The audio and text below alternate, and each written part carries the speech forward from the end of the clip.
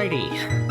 Greetings, folks. Coin here, or Swirling Vortex, or Steven. You can call me any of those three things. Honestly, just don't call me Collected, and I think we'll get along just fine. And welcome back to another episode of Legend of Zelda, the Sealed Palace.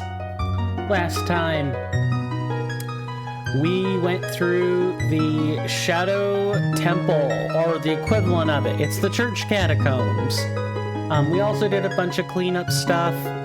I went through and showed you hilariously how to get into Gerudo City. And as long as you've done things in a certain order, you can break it in 5 seconds. Just hook shot up to the top. Or, yeah, if you've done the water temple, then you hook shot up to the top torch. As soon as you've got like a good vantage point, defeat the Gerudo guard captain there. Then go talk to the actual one standing there in that same room. You have to look around a little bit, and you get yourself the card. Which will get you through most places in the city, but you still have to fight all the guards, and you still have to unlock the rooms. So something tells me they definitely did not intend for you to be able to do that. But it's there in the game if you want to go do it. We did it, albeit unwittingly, and now we're going to boot up the game. How's everyone doing today?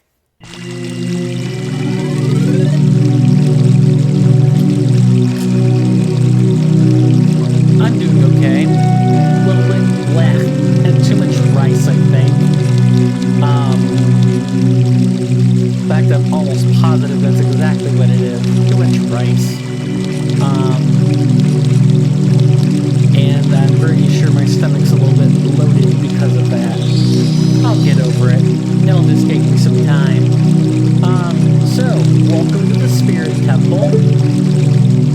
Boy, doesn't it look super pretty. I think I mentioned right at the very end of the last episode, episode 5, that we had,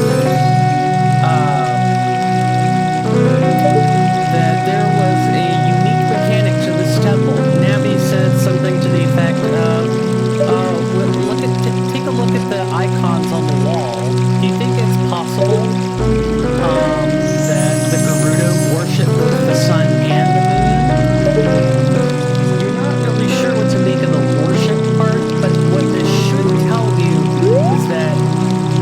There's a day-night mechanic. You play the moon song, and you can get to certain sections at night that you cannot get to during the daytime. So, now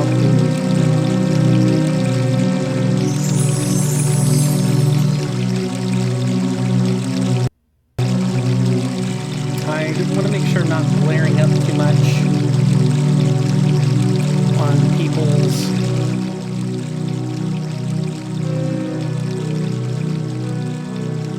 people's volumes too much. My incredible apologies for that at the beginning. Hopefully that is at a more reasonable volume, because I have to remember I can modulate my own volume separately on my headset. It's got one of those volume adjusting wheels. So, because it's the second to last dungeon, expect a bunch of item swaps. Expect a lot of stuff, actually, now that I think about it.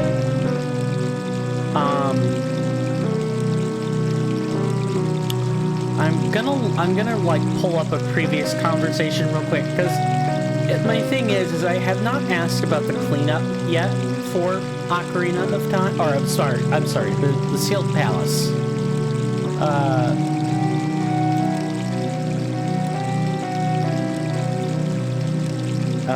Hang on, I have a tough time multitasking.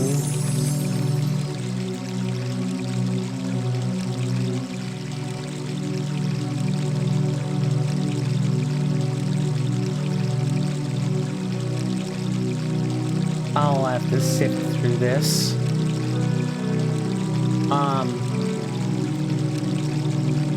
But I have not asked about the cleanup yet.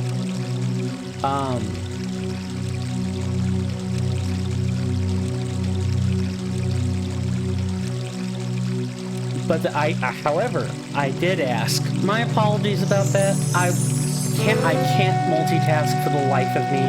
Can't do it. I tried very hard to do it. No luck. But I found what I wanted, so I could talk about it now. So, the thing that I managed to do was to check into a certain child upgrade, because we're obviously gonna get like the mirror shield, right? But we don't have like the other Deku Seed slingshot bullet bag. We don't have that. Or you can go back and get it. I have a good idea of how to do it. Someone helped me. I'll abbreviate them to FDC. Those in the community know. Those who don't know, well, you'll have to get into the Hylian modding Discord then, won't you? But let's go into the first room. I've spent entirely too much time grandstanding, trying to find various bits of information. While we just kind of do some enemy cleanup here. I'm gonna go ahead and put out a notice or a reminder if I've not done so. Or backwards. It's gonna be one of those days, isn't it? Where front is back and back is front, left is right and up is down. I can feel it already. Anyway.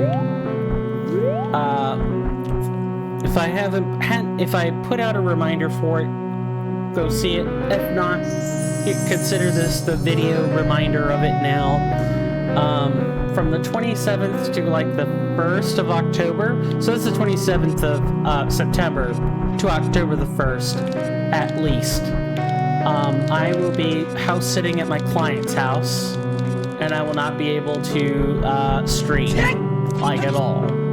I realize I hadn't been doing a great job of it lately, but I have at least been doing the Tuesday and Wednesday streams, and have been streaming for a few days as backlog prior to that. Well, I'm gonna be taking a little bit more of a...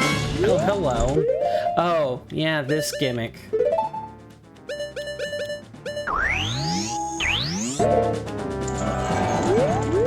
Just look. And you can't use magic arrows on these, like at all.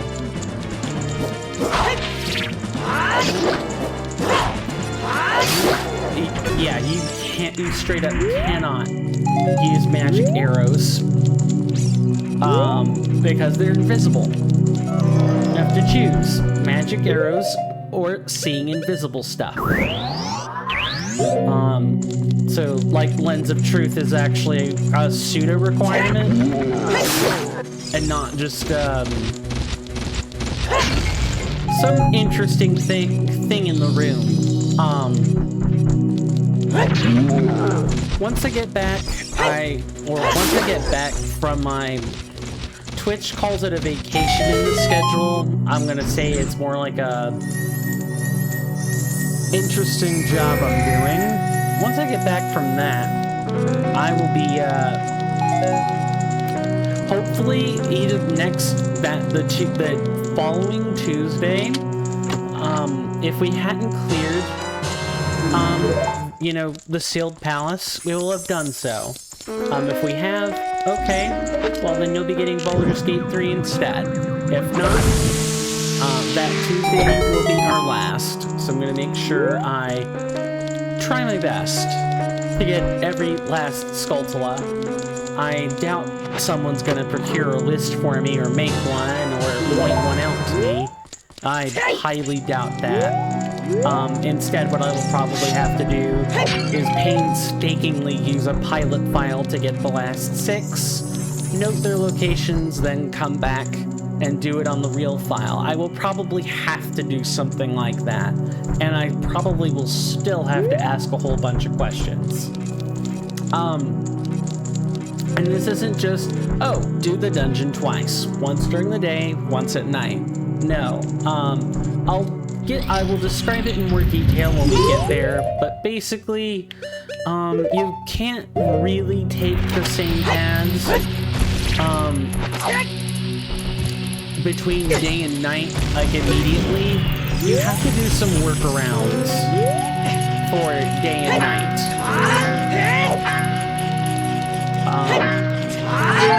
Good lord. Yeah, you really have to do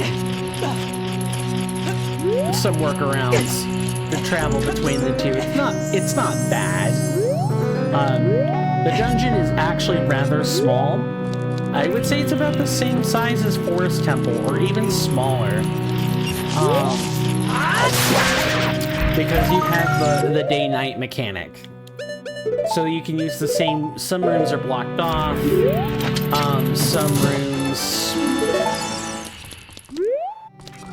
rooms get dual usage between day and night. It's relatively short, short to play through if you know what you're doing. Which, I've completed the Spirit Temple, so I should know what I'm doing, right? I might still mix up when exactly I'm supposed to switch from day to night, or you know, move a room state from one to the other.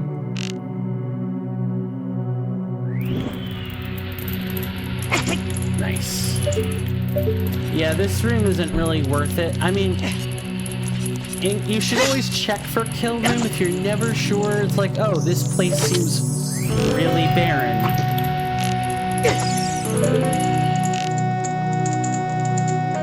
I just gotta wait for this guy to open his eye. There you go.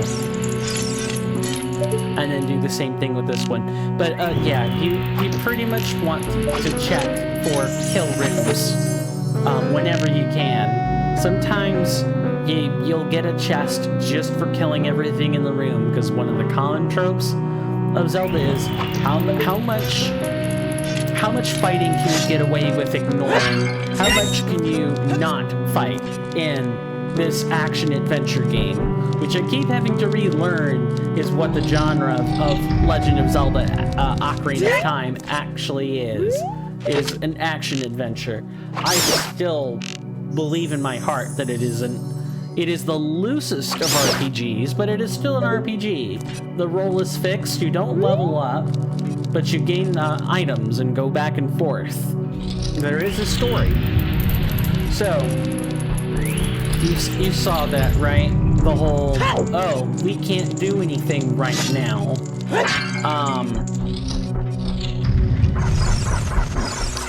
Moment. The can't do anything moment because we didn't have a way of knocking over that wire bridge. So like, okay, well, where else can we go? We can't go that way. All these places have iron bars. Is there a key somewhere? No key there. Nothing in here. And you see a door that is unlocked up there. It's that door up there. And that little door as well, or that grate appears to have something, but can't seem to do anything. A lot of people, or not a lot of people, but some people just go wandering around, or else in the playthroughs I've seen, some people have actually come here as a child, came in here at night because that would be about the time where they actually get to the dungeon, and then it's different, and then people are like, oh, well, okay, I just switched between the ages, right? Wrong. Let's try playing her song of day and night here.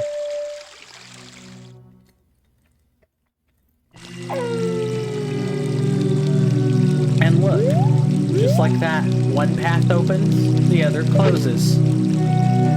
So you can feel fairly comfortable in knowing that you're dealing with day and night, and not young and old. So we have a lot of ways we can go. Let's go through the one that doesn't require a key first. That's usually good practice.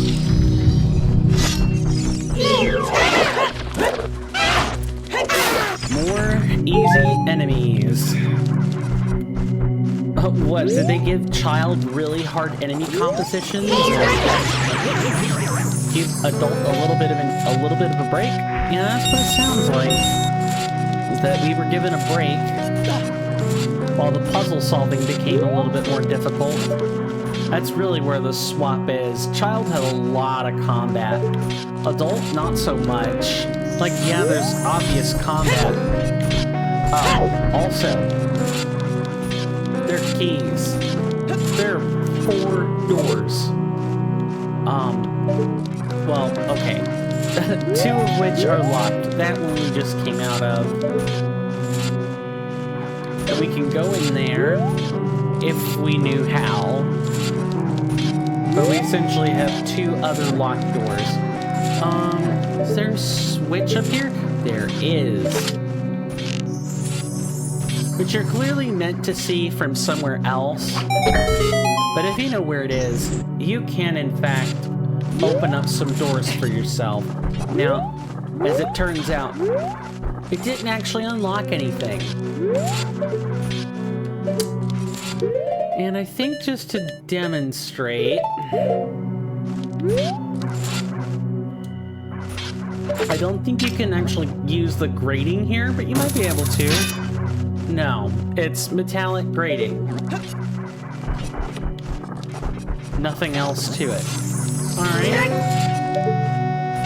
Well, just based on the thing's layout, I know we had a locked door back there, but there's more we can do up this way, up through this hall. So we're gonna go through the guillotine blade first.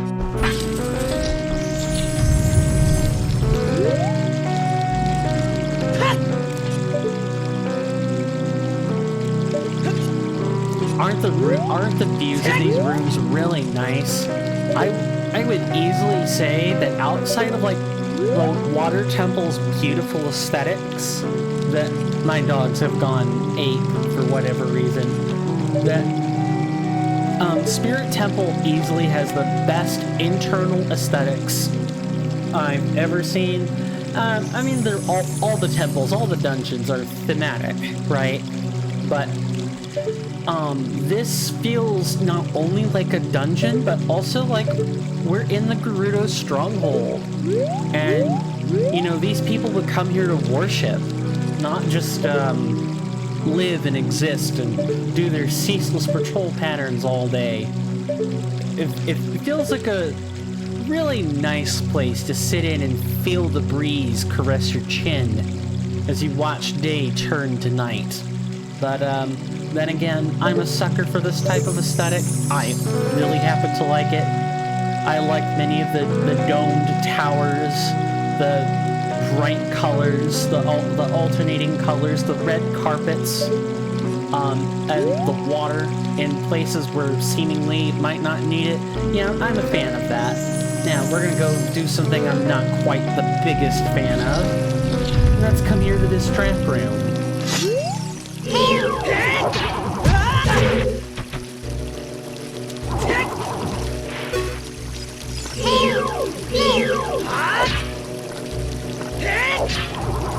Really?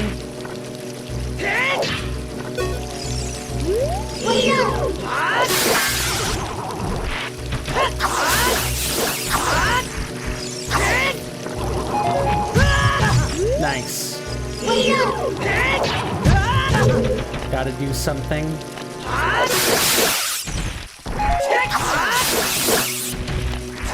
There we go. Yeah, a little bit of a trap room. But once you defeat the floor masters, you should be able to grab the first major item, or not a major item, but you know what I mean. One of the dungeon items.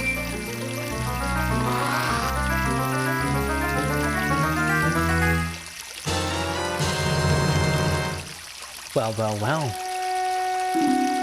Dungeon map, we've been there, done that. So we have another place we can go. It's not quite time to turn it back into day yet. If I'm being honest, I would say there's probably about a 60-40 split between which phases you spend in, and I will say you spend more time at night than you do during the day in here. It's just nighttime is easier to work with and has more open passages. You don't have all the early backtracking is done in the beginning unless you know shortcuts. Hello. Goodbye. The relationship thusly has ended as fast as it has begun.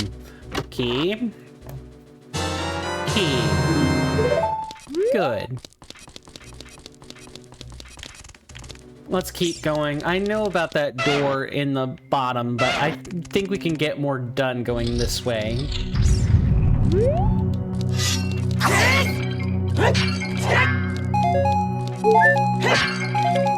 Don't like how quaint everything is in here. Just kidding. There's nothing in here. For once, it actually is just a loading room. Let's keep going.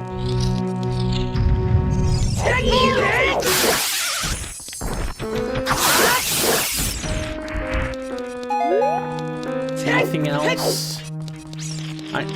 I know about the Shadow or Wall Master, or Floor Master, jeez. I know about him. What I don't know, however, I don't think there are any Stalfos that show up. What I've learned is that when devs want to keep a room empty, they will absolutely just fill it with Stalfos and like Wall Masters. Specifically to keep the place from being, you know, visually full of enemies. It's quite the matter of deception. Now, is this particularly hard of a platforming challenge? No, and it may actually even be easier without the boots.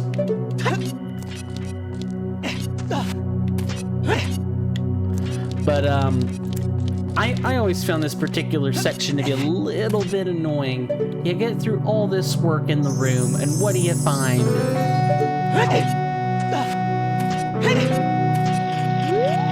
I don't think boots will cut it. Yeah, boots don't cut it. You do actually have to find another way up there. I believe you can actually just make the jump. Hashtag make the jump. Maybe I should be making my own hashtags. This is the first stream I've used. Wow, nice. That I've used Twitter hashtags on. And normally I use those in like non-streaming posts, like help people navigate to where I should be. But maybe I should be putting them on the streams themselves. Don't know. I'm trying an experiment. Nice.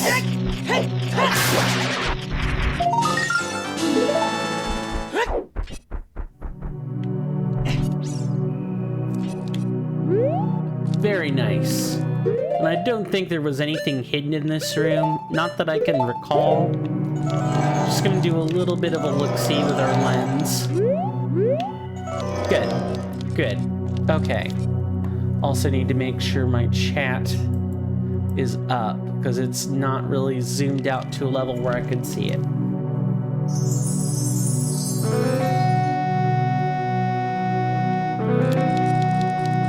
And I happen to be a sucker for the music, so of course the Spirit Temple music here is something of a favorite of mine.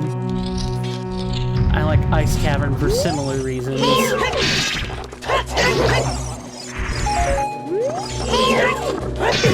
Oh, come on. Shield and shield, just gone. Don't even think about leaving.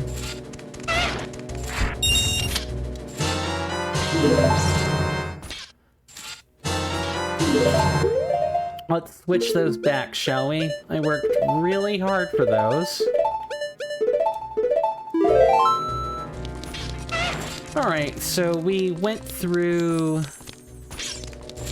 We could go through this door, but I think we'll actually have better luck going through this door that we kept ignoring. I'm sorry, not that door. We obviously can't go through there. It's gotta be this other door here. Oh, and by the way, here in particular, this door is barred during the day. You can only come here at night.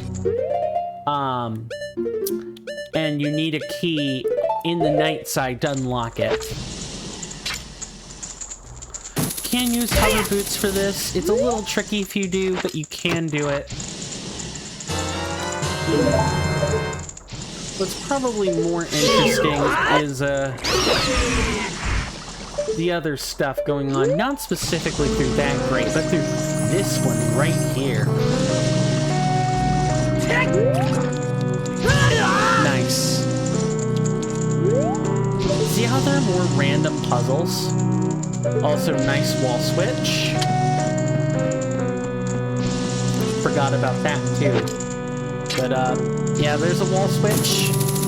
You do have to use your hover boots for this one. And it's weird. You have to basically do like a jumping slash with your hammer.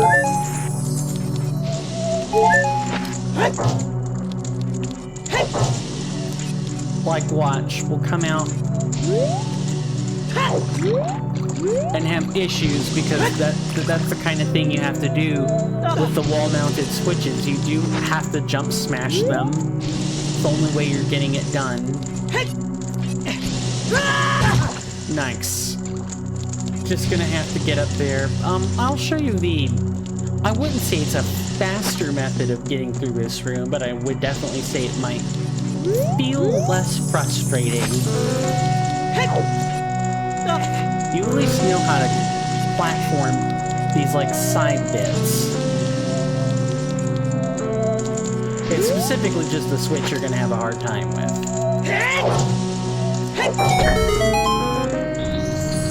And it's kind of jank, even then.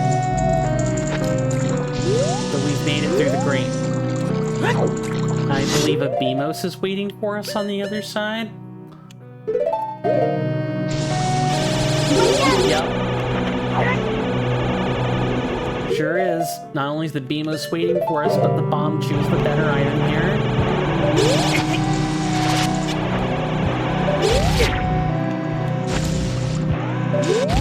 Let's fix that.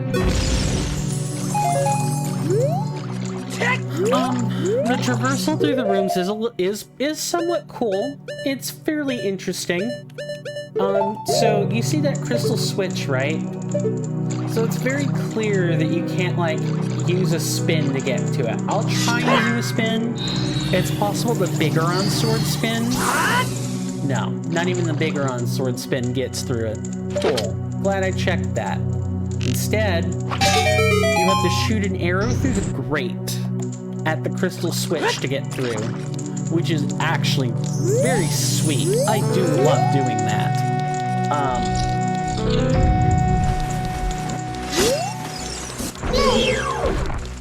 It's the only time where you have to do it. It's time for you to stop. And no ice switch either, as far as I could see. And I like that the paneling with the Hylian script or Garudian script came back. That's kind of cool. I mean, I knew it was here already, but... I tend to have a rather neutral tone when it comes to addressing, like, time and newness, personal newness to things. See that moonlight? I want you to remember that moonlight, because there is going to be something that we can use it for, and I believe it'll be in this room, although not in the way you think. There is a key. Good. And we have a switch, which opens this door, which we're going to go do first.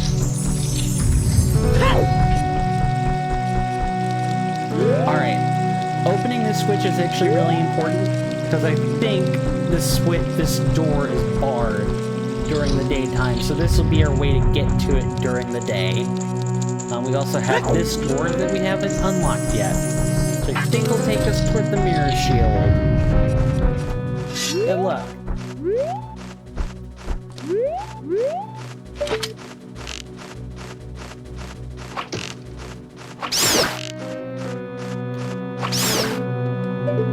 And right over there. Nice. So what we're gonna do is get this guy to start bashing pillars.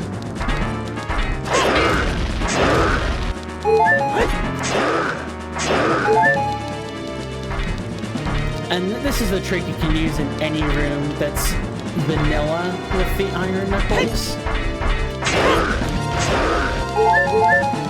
Because you can, there'll be pillars throughout the room that only the iron knuckle can break.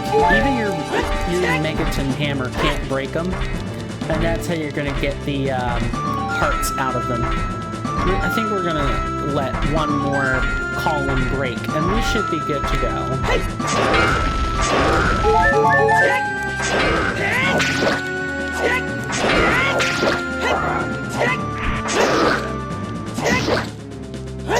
There we go. Now, I don't think does this immediately put the chest in this room? It does.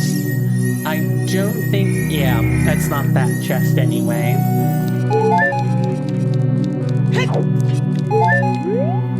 I think this one just gives a key, if I'm not mistaken.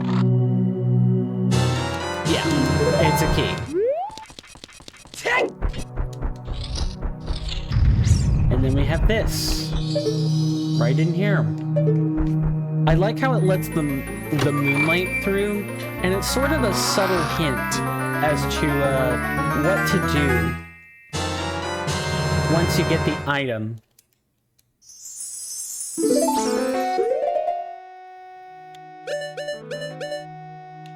So we're going to do two things.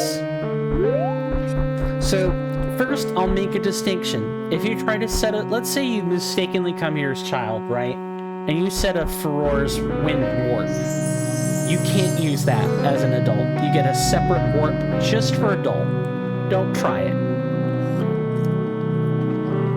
I watched Enyap's. I watched one of the Enyap streams where he was playing through this, and he really delved into the way that Furor's Wind is kind of set up and where the distinctions are. But thankfully, once you know that you don't have to come here as child ever for any reason, all you have to do is just reset it to daytime and then use the warp.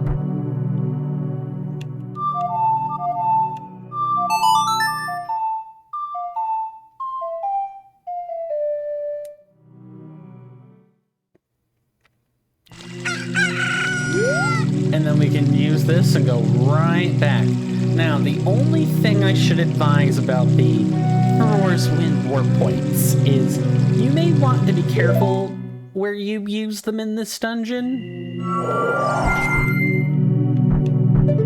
Does it remember the day-night state? No. However, this room might not have had a day-night state, like I said. Some of them are quite common, or quite common between the two. Very, very, very shared. I don't know why I'm saying common and very, because that doesn't work with that sentence type. Oh, and I'm forgetting to put on the mirror shield. That would help.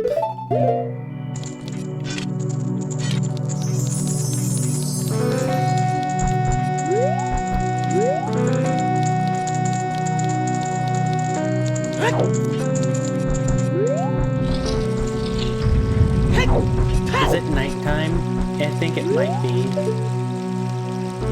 No, it's day, but did I go into the night one accidentally? We're gonna go out and back in.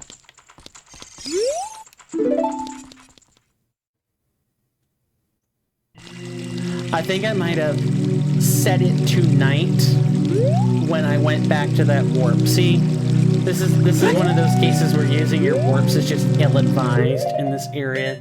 The dungeon really is super short, and there's no reason to use them. But I think we did unlock this door, which should let us in through these same rooms during the day. Yep, see the sun switches? They're here now. We have new enemies to go kill. How about it? This coffin doesn't have anything in it, right?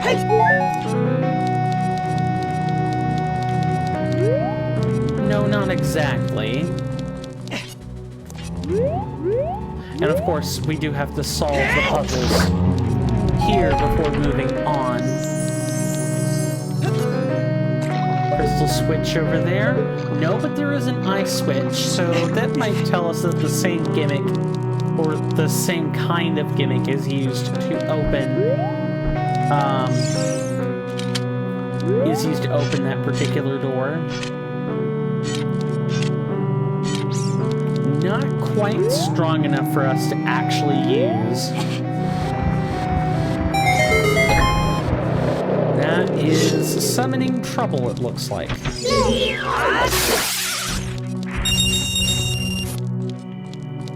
But at least it's only once summoned trouble and not twice summoned, huh? So what we do now is there should be one more, exactly one more, sun switch to hit with the rotary snake mirror. Let's call it that.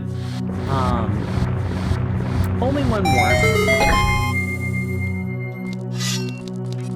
Coffin? No coffin. So we have this door, which has the same room but in daytime now.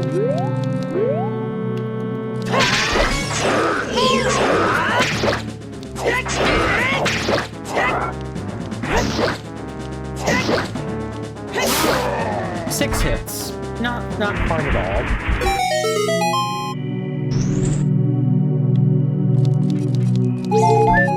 And this was the same room we got the mirror shield in at night. So this is gonna be a... I gotta hit the crystal switches. We gotta hit the sun switches, excuse me. That's the correct one. Let's go ahead and get the key. But I'm gonna do the incorrect one just to show you what's there. Nice. Boss key acquired. Wallmaster? Yeah. What can I say? Final Dungeon really loves its, oh, I don't think so. Final Dungeon prior to Tower really loves its, Wallmaster triggers a lot. But hey, there are at least a ton of enemies. We've seen bats, we've seen Stalfos, we've seen Gyptos. Like, they're all manifestations of, like, the spirits or the dead, with the exception of the Keese. Keese don't really do that, but that's fine. That's right, get out of here with your nonsense, Sir Gypto.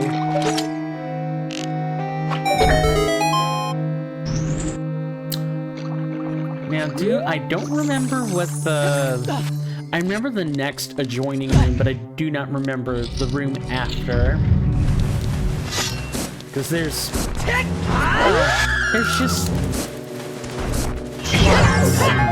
just lots of different enemy types between day and night. We've had Octoroks now as well. Octoroks are like semi-common. Yeah, that's right. Get out of here.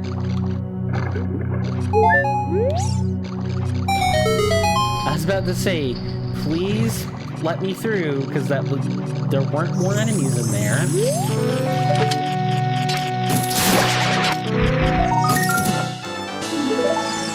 That puts us up to, what, 91? That means, I think at the end of this, we're going to be missing, like, 8 Skulltula. Which is, I think, really impressive. Most people end in, like, their 50s or 60s from what I've seen. Like, the 100% reward is not really worth it. It's vanilla, which means it's 200 rupees and not anything else. But I've already told you that I'll be doing 100%. The store doesn't appear to open during the day. Yeah, so Navi just blatantly says it after a certain point. You can feel fairly confident that, what was I about to say? You can feel fairly confident that, you got the mechanic right, once you have Navi say that. Because this would be your first time switching it back to day after attempting to switch it to night. Like, oh, you can do a very tiny section of it during the day and nothing during the night. Like, or all the rest of it has to be done at night, and you probably have to complete the dungeon at night. There's a good amount of switching back and forth. It's this room that we can't really get to at night right now. I am curious. We're gonna kill these kinks. I don't think this works because these wire fence gates are one-sided. But I've heard you can knock these over with your Megaton hammer.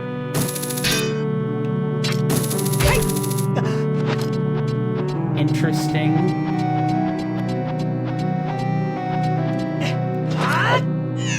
Yeah, you can't even knock them over. They don't have the hitboxes on that side.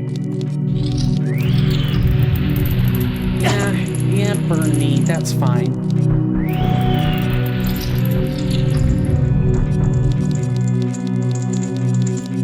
And I believe we had, like, hitting the ice switch does nothing now. So it stays frozen.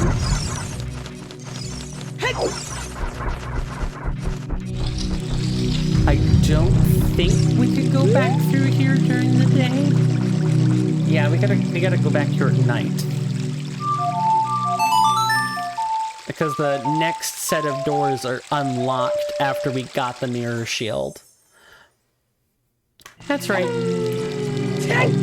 See, even though I've been through this a grand total of like once, I guess, at this point, if I want to make sure I'm not bamboozling my own memory, I think it would definitely have been once.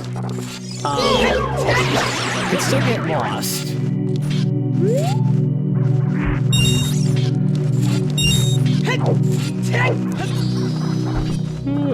And I definitely like the way the day-night mechanic is handled now, where Navi's a little bit more like, hey, don't you think something's odd here?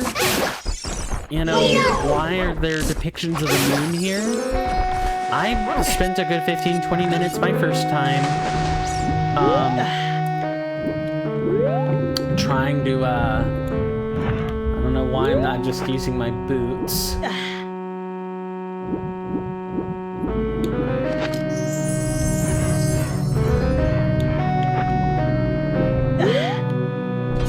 There we go.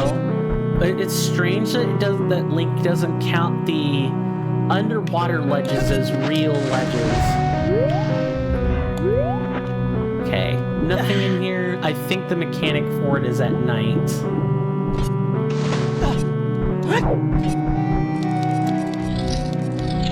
Oh, look.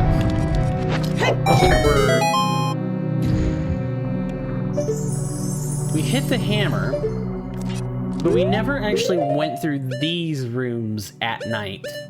So we're gonna do that now.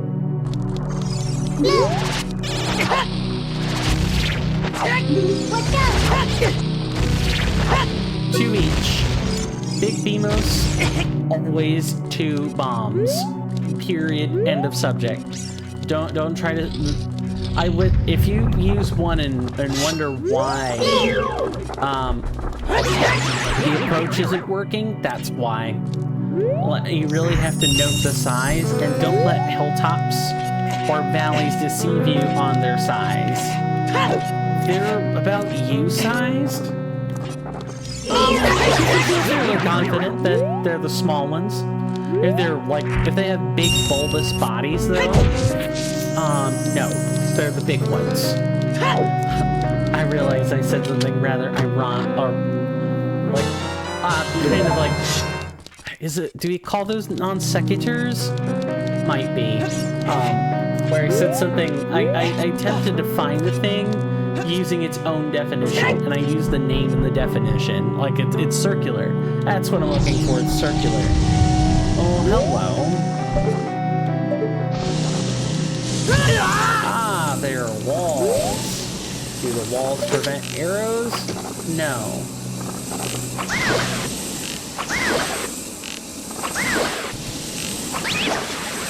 That's one of them, and I know more to come.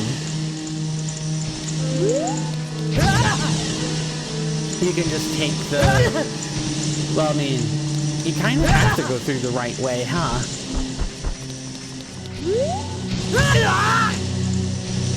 Sure do. Have to find the very specific opening, too. It's these angled ones that you can kind of like force your way through. The linear ones, the ones that shoot out at 90-degree angles, no. No. Ah. Anything up top? I don't think the trees are grappleable. I checked these during my first playthrough. I don't think they're grabbable. That doesn't mean it wasn't changed.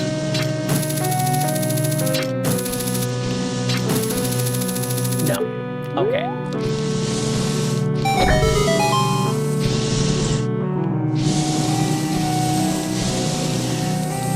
I mean, I'm okay with just meandering through rooms.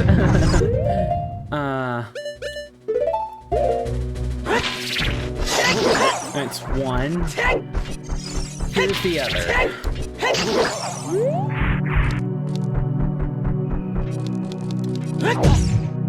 Nothing up there. No, even though it's the tree. Oh, nice spot. I knew I felt like I was gonna miss that.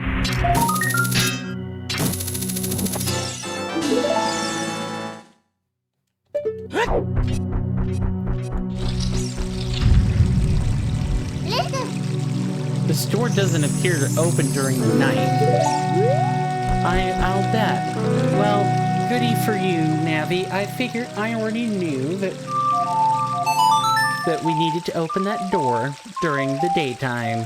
We just needed to unlock its night side version for the day. Ah, everyone's favorite Magic the Gathering mechanic. Day-bound, night-bound, or day or night. What is it? Day-night TV had like a meme reel, or like a clip that's gone like absolutely viral at this point. Where the English major, I think that's how he's professed himself as, maybe not. Described it as very felicitous. There's a whole clip. Go watch it. It's funny. And I can definitely see why people might think the day-bound, night-bound mechanic is confusing. It's essentially, did the player whose turn it is cast 2 spells during their turn or no spells? Do they cast no spells? It's nighttime. Do they cast 2 spells during their own turn? It's daytime. However, the switch has to happen before their turn shows up. That's where it's confusing, because it's not reactive, it's proactive. It checks for, like, the day-bound, night-bound condition only checks two things. A, did the player whose turn it was cast 2 spells? Did they? Okay, the next player's turn is daytime. Did the player whose turn it was pass the whole turn, including like any steps before cleanup? Did they just pass the turn? They do nothing during their turn? I mean, they can like attack things and activate abilities, but they can't cast spells if they wanted to switch to night. If they didn't cast anything, then it's nighttime. This includes like Cascade and other stuff. It's not hard to grasp in my mind. It's just, it's hard if you don't know exactly what is being done, right? It's like with any new keyword ability or anything else that in Magic the Gathering, it's confusing until you know how it works. That one appears to be fine.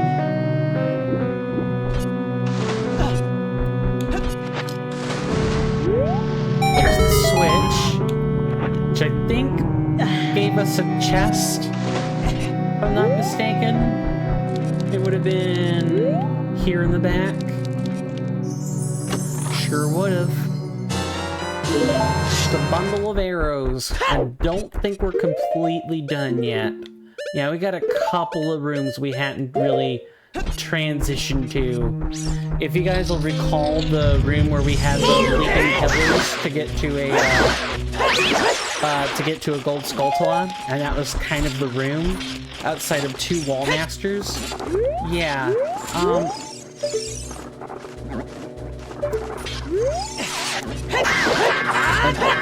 We're essentially trying to make our way back to that room.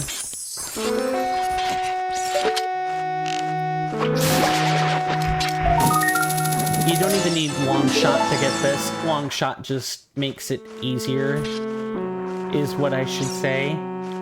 I think that switch is strictly at night.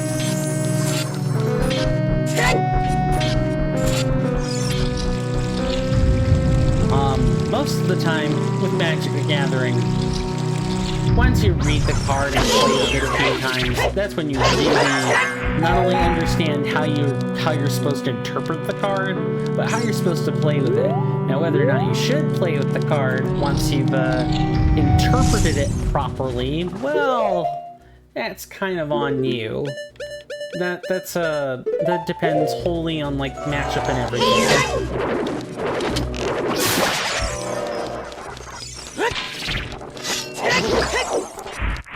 And I think there was a light somewhere nearby. It's on the other side. That's right.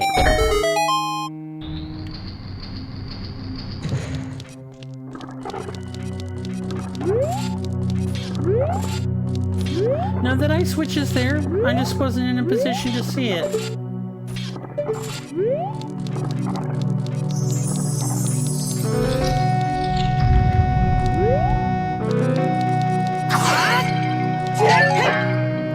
I think this is the last time we have to revisit anything. My hand spazzed there if you're wondering what happened.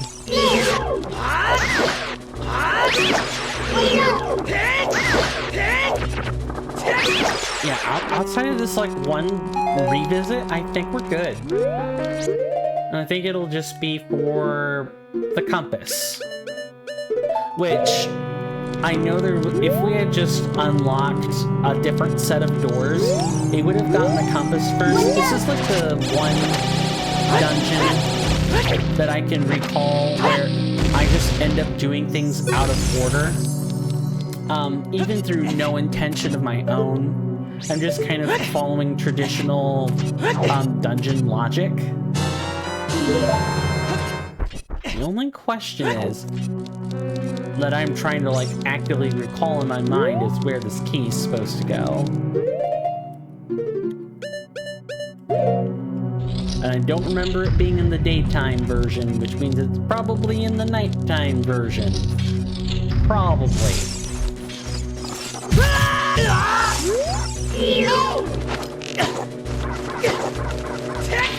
Stop that. Yes, Navi, I know. I'm retargeting things. And it gets very annoying.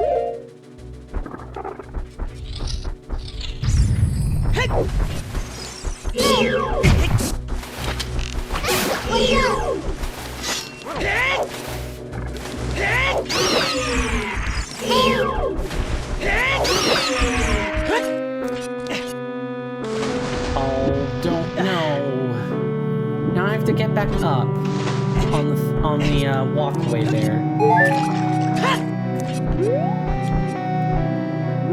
Now, do I remember where that is supposed to be? I know we can just come here in the daytime, so let's go take a look at night and see if there are different rooms. I think collectively, if you put the day and night halves of the dungeon together, you do get like different rooms.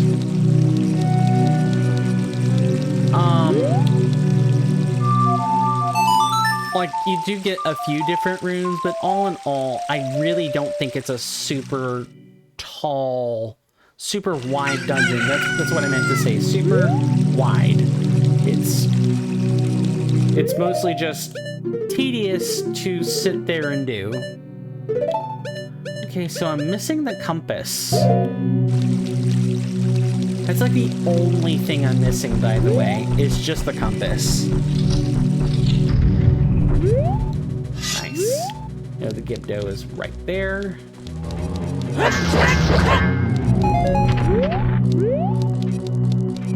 We were in here. Alright, so did we...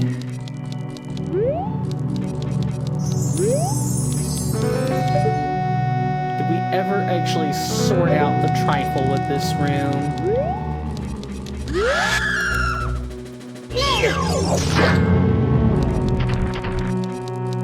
Because this would have been where a treasure chest was.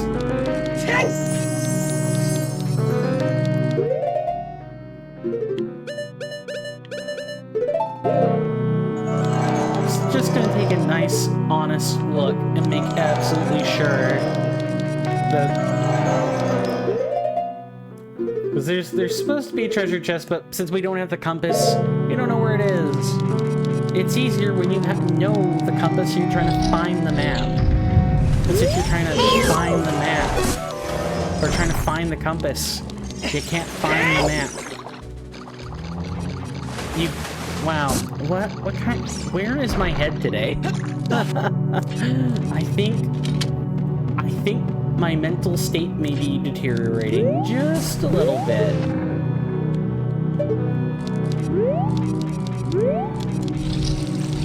Well, I'm not going to deter us from... Yes, I know. This door doesn't appear to open during the day. You got it, Navi. We gotta be here at night. 'Tis fine.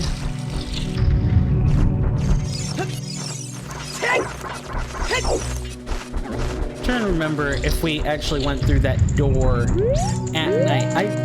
I know for a fact that the key that we have is what is precluding us from getting the compass. It's not like a super big deal or anything, but you know, I did state I was going for 100%. It is kind of a little bit of a deal. Maybe it's one of those we get it after this. Oh. So, what I like about this boss room is that you have these really neat features where you have these elemental minions to fight. Which is really cool, but you can clear out the minions before the fight starts. So it's more like extra work you can do before the fight begins.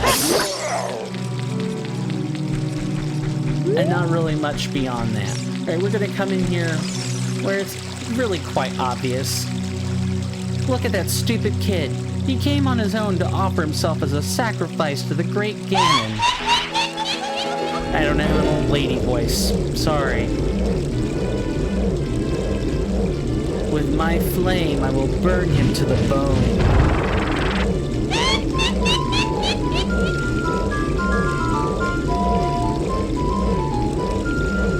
With my frost, I will freeze him to his soul.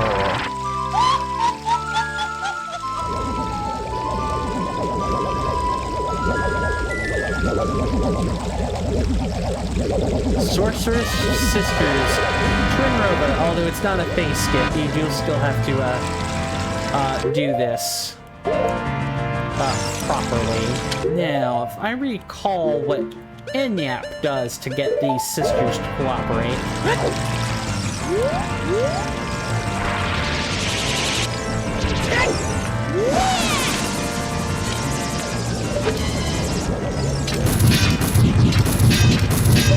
I think I got both sisters spinning when I do not want them to.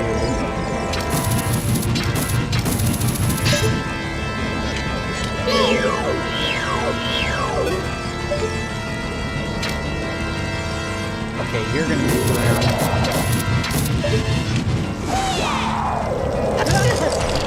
Close, but no cigar there.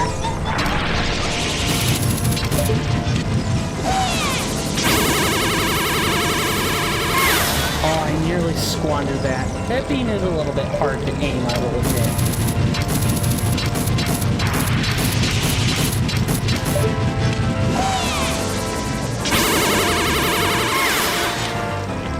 Wow, that hookshot technique works like a charm.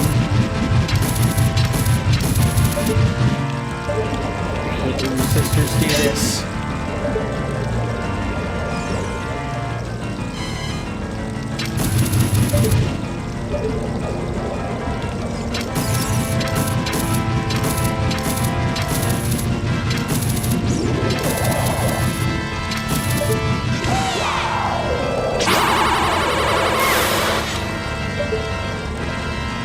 You just spam hookshot on them 4 times? Well, you spam hookshot, you basically make sure you can control which sister is actually going to emit the elemental beam for you. Ultimately, you just need 4 hits. It matters not. It matters not. Oh wait, is it 6 hits? I think it might be 6.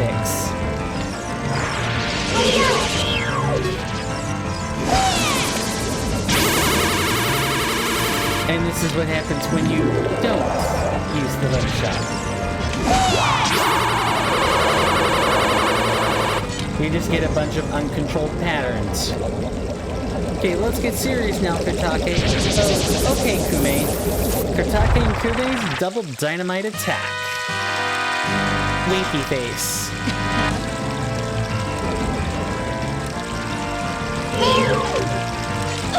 In phase 2, it's more or less... It's a different twist compared to the first. Ooh, reflecting stuff back. Now you're absorbing the same element instead of reflecting it back at the opposite sister. Because they're effectively the same entity now.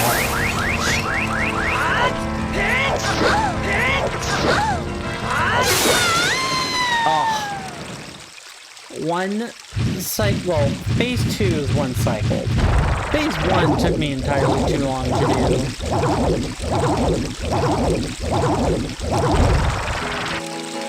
Now, get to squawking, ladies.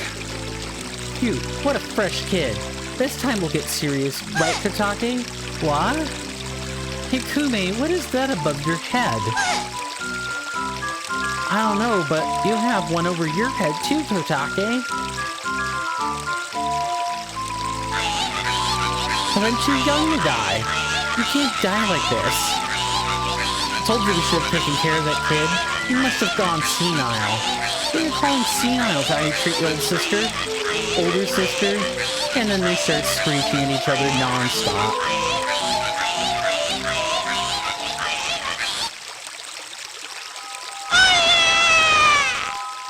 I'll come back to haunt you. I'm guessing they both say that collectively.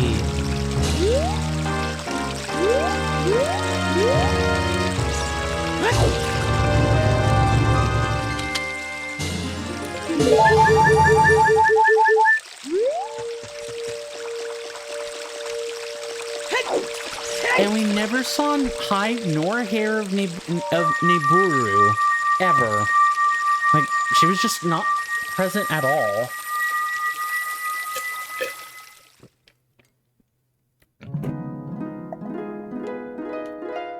I think we're about to get the reasoning why that is the case.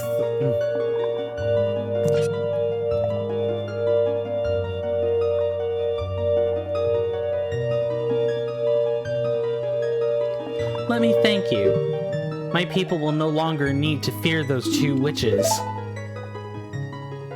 The Gerudo will need to wait another 100 years for a great king to rise. I sometimes ask myself, will the Gerudo ever be destined to live in peace? Ganondorf did not deserve to be used by Kume and Kotake. Only you have the power to seal Ganon once again in the sacred realm. I will watch over my people as the Sage of Spirit. And now I will join you as one of the 6 sages. Coin, promise me that you will stop Ganon and restore peace to Hyrule. Now take this medallion. You are our last hope. It's about all the dialogue we get, too. To be fair to the devs on this one, you don't get a whole bunch more as child. Most of the dialogue she spits to you is as child, and the rest you get right here. The brainwashing section, I think, is the only thing that adds a little more, but not by much. If only I had known. I could have stopped them back then. Hindsight's always 20/20, huh? And now, with the 6 medallions, Coin, the hero. I love being praised. Finally, all of us, the 6 sages, have been awakened. The time for the final showdown with the King of Evil has come. You must head to Ganon's castle. I will do no such thing.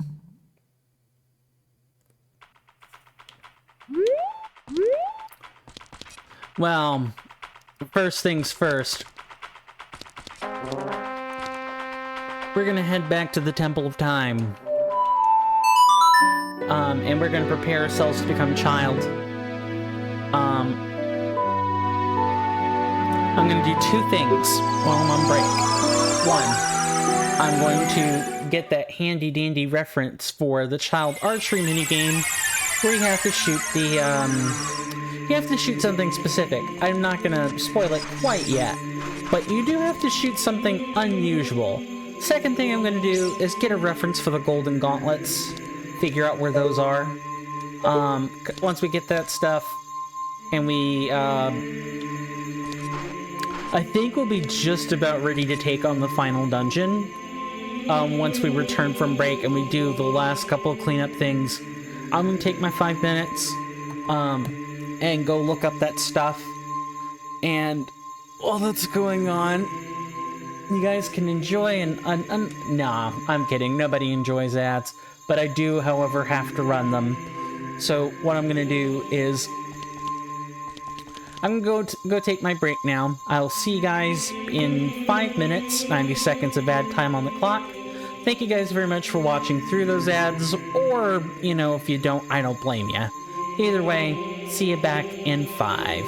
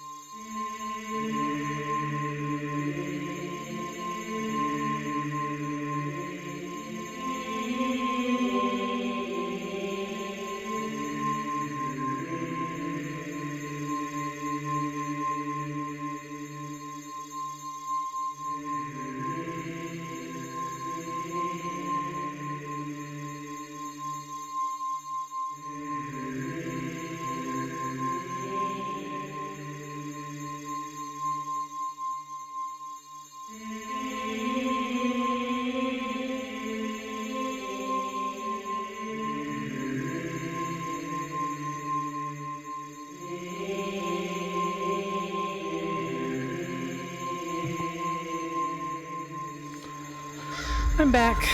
Sorry about that. We are here in Temple of Time. Hopefully everybody enjoyed their break. I went and looked up the things that I said I was supposed to. Took me a little bit longer to dredge them out of the specific posts I obtained, but I have them now. We're gonna go do those things. Once we get through with... Once we get through this big sequence and we start doing Ganon's, like, dungeon, right? When we get the final item, make sure I remember exactly where this is, or...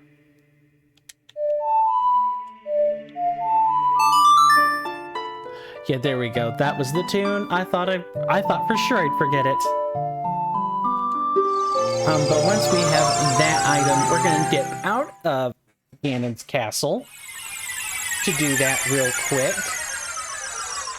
because there are some things hidden behind that item.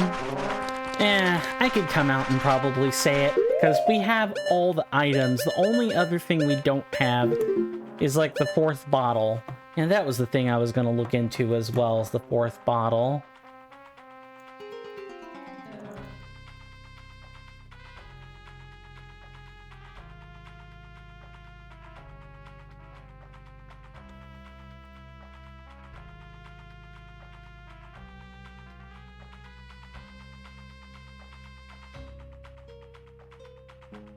However, unlike the other stuff I've looked up, I don't appear to be getting anything solid for that 4th bottle.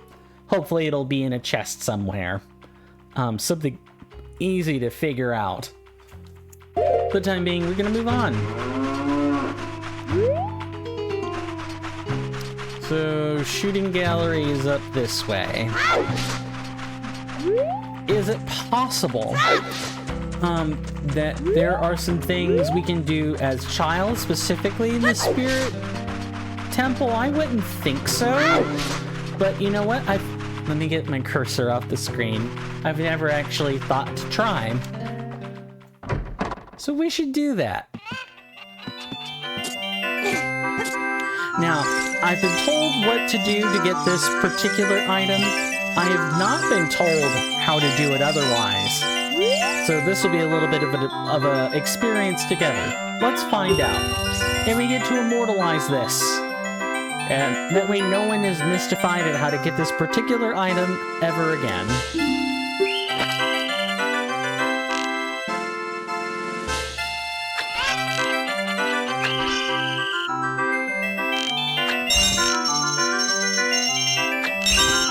I gotta be quiet for a second. I guess I can talk through it. So, you'll notice there was like a buzzer sound made when I hit the cuckoo. Yeah, the cuckoo is how you get it. Well, alright. Yeah, so you gotta shoot the bird. You gotta find time to like shoot the bird and get your prize. And now is not the time to be doing it. More important that I get to repeat the archery minigame than anything else.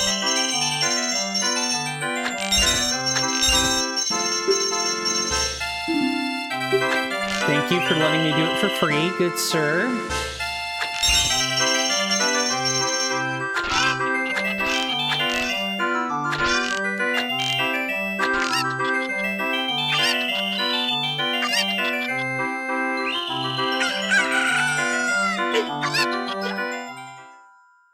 I'm sorry, what?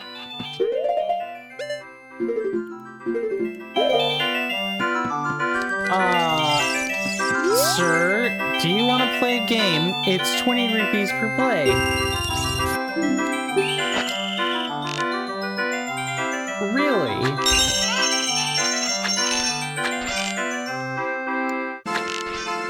That's interesting. So I know it's gotta do... Wait, does it have to do with the cuckoo? I legitimately don't know now if it's got to do with the cuckoo or not. We might have to hit like all the ground targets.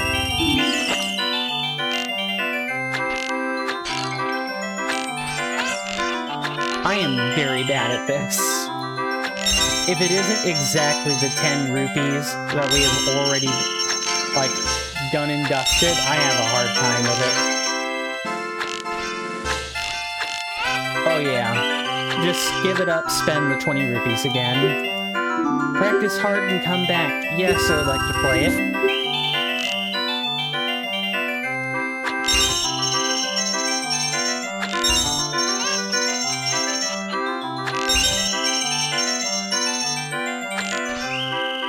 I should have remembered that the pots were actually part of the section of that we couldn't go into. Wow, just awful. Where is my head today? I think my head is on just doing anything else.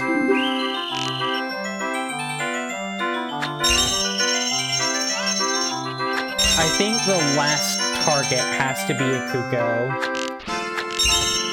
Because I'm not getting any hits. Oh, I'm just getting, like, killed.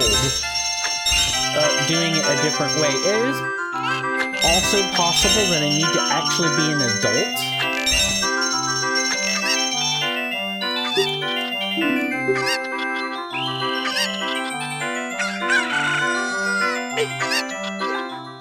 Notice I made adult noises there.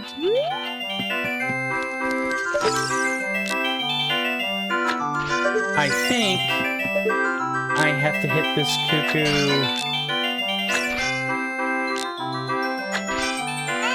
No, that's really weird.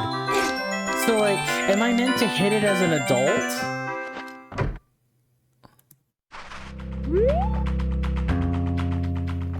That's really strange. I was given the instruction for this. Kind of. I think it might also be possible I was trolled, and there's no way that I get the slingshot bag like this. I'll find my post on this again and review the instructions.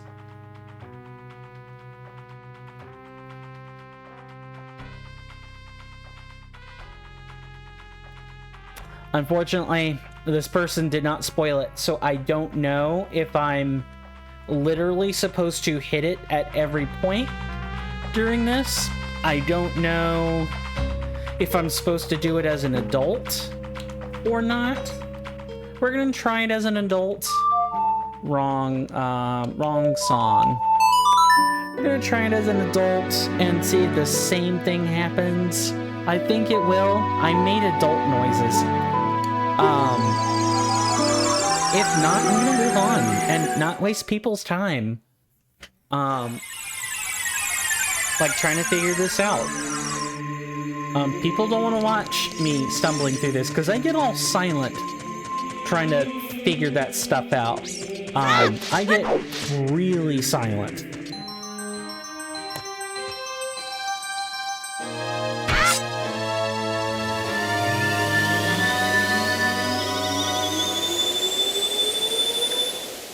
Because when I get to problem solving mode, I don't want to narrate every single thought because most people find that stuff tedious, boring, or repetitive. Maybe that's what I should say. Like the nicest way to say it would be when streamers get into problem solving mode, they get very repetitive. And they get too focused instead of doing that whole entertaining thing. I already have problems with this as it is, so congratulations to me for having a difficult time doing the thing he wants to do. He's not very good at it, but he's gonna do it anyway.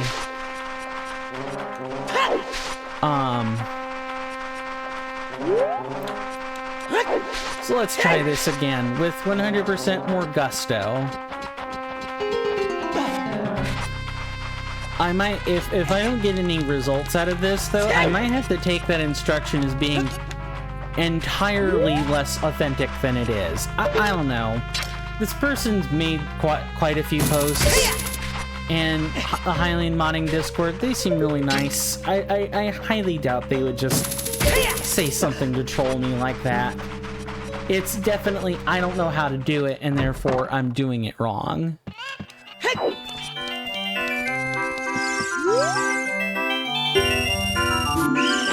I don't want to get a perfect score when I hit your bird.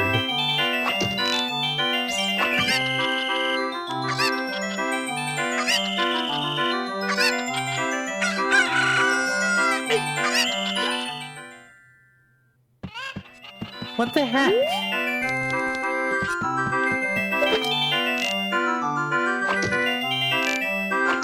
And it's not like I can hit it normally.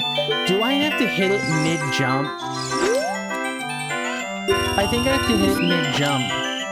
We'll see.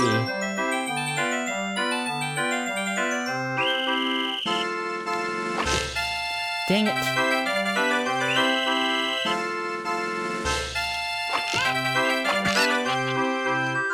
Well, I'd rather not get hard booted out of the game. So fun fact, if you don't hit any of the targets, the guy will make you leave his shop, his store, his shooting gallery. So you gotta at least go through this every time. And the worst part is I don't know when he's gonna jump.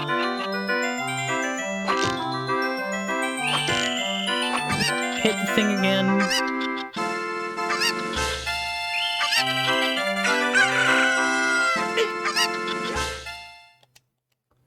Do I have to pull out the sword right there? Do I need to be holding the Master Sword? Do I need to be wearing specific clothes? Let's try that.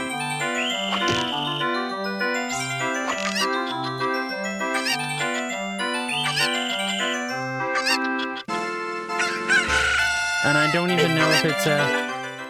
No, that's not really it.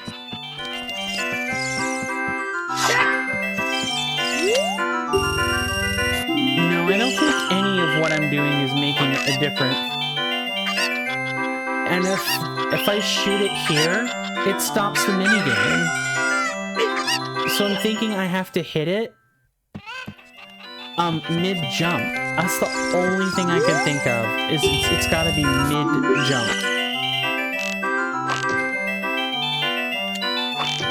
He gave it to me twice.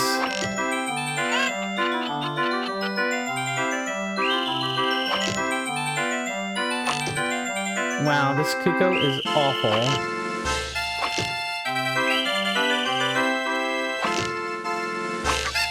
Go ahead and let it time me out so that I pass out again.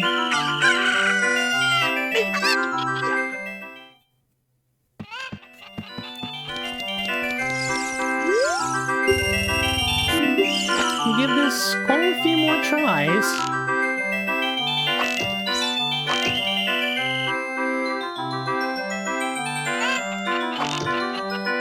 I have to be really quick.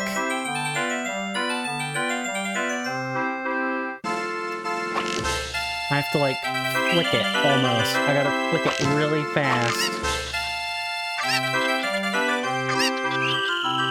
I'm unsure.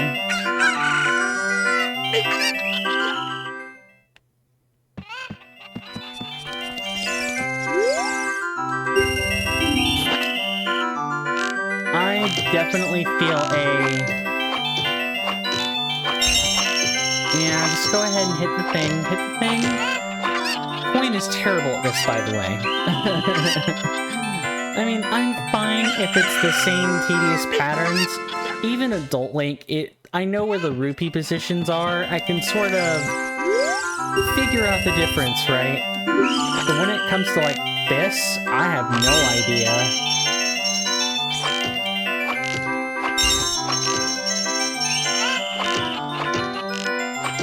Oh, come on, Cuckoo. Thank you.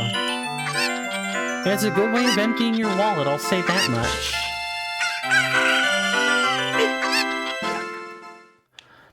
I'm pressing all kinds of buttons during this.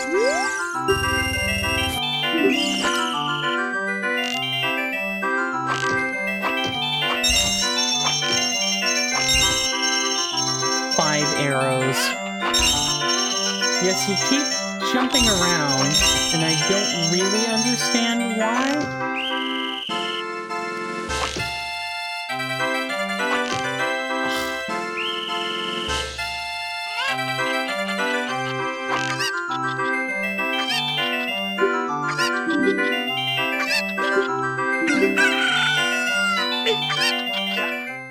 Do I have to hit it right there?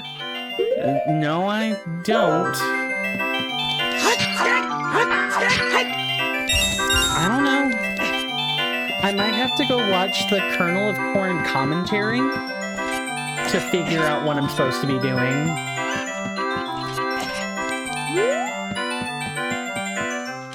I'm not gonna waste any more of your time, and my commentary gets to be garbage when I try to do stuff like that, so we're just gonna pretend it doesn't exist.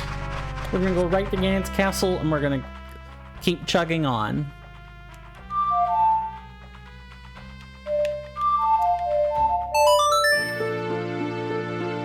Besides, I think I've emptied my wallet pretty sufficiently for any treasures we might get to be a non-issue.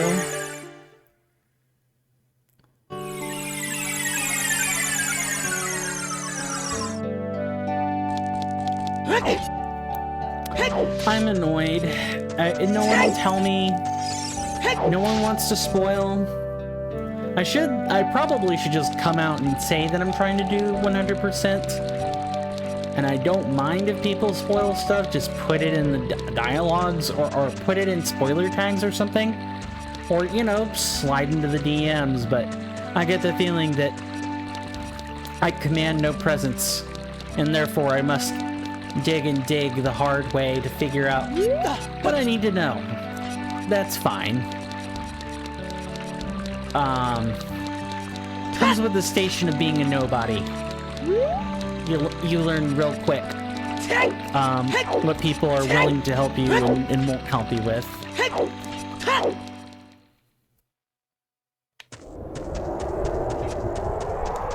And no, I'm not trying to gaslight anybody, or I'm not salty, upset, or angry in the slightest. I'm just commenting on the state of things. This is how things are. And no, that phrase is also not a secret passphrase for it. Yes, I actually am salty either. I think we've gotten to a point as a society where we don't really trust what people say. It's all about what they do, right? And if what I'm venting is pure frustration, then it doesn't matter what I say. I'm gonna come across as salty, right? I don't know. I don't much like the current era we are in. You hear me? It's Raru, the sage. We six will gather our power to create a bridge to the castle.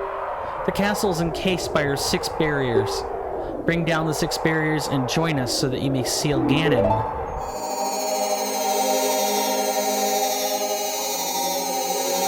See how the text is different? You know, we're not having to save Princess Zelda yet. Keyword, yet. There is no way, with things being what they are, that we don't have to save her in some capacity. Only thing we need to do is make sure we don't,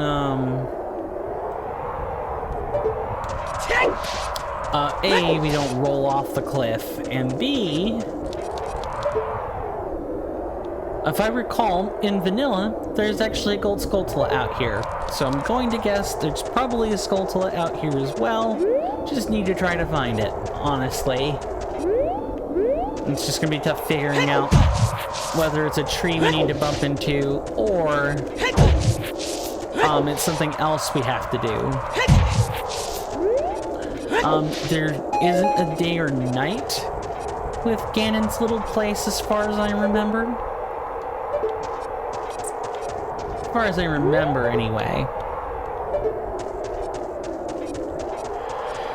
And even if there were, I don't think the track would change. I think it would still be vanilla. I'm curious if the blighter to be is like over here.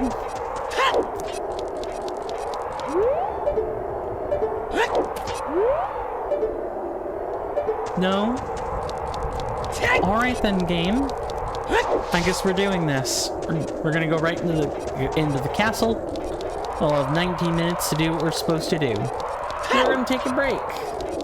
Also, in case it wasn't clear, or not that it wasn't clear, but... Oh, hello, Zelda. As long as the Master Sword remained at the Temple of Time, I thought Ganon would not escape the Sacred Realm, but... something I could never expect happened. After you opened the Door of Time, the evil sorceresses were able to enter the Sacred Realm. Your spirit remained in the Sacred Realm, and the witches moved to revive Ganon. Ganondorf will become the vessel for the evil king, and the Sacred Realm will no longer be his prison. I hoped that you would return. I waited for 7 years.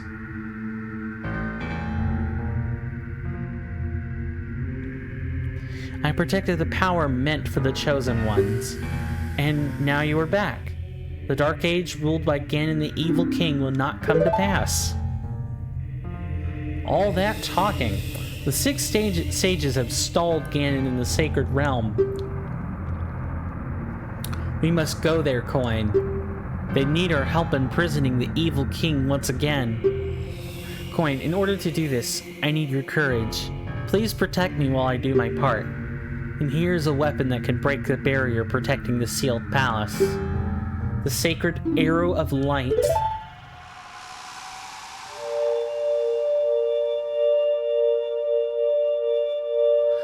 You channeling all this light magic, Princess, is just gonna make you get spotted.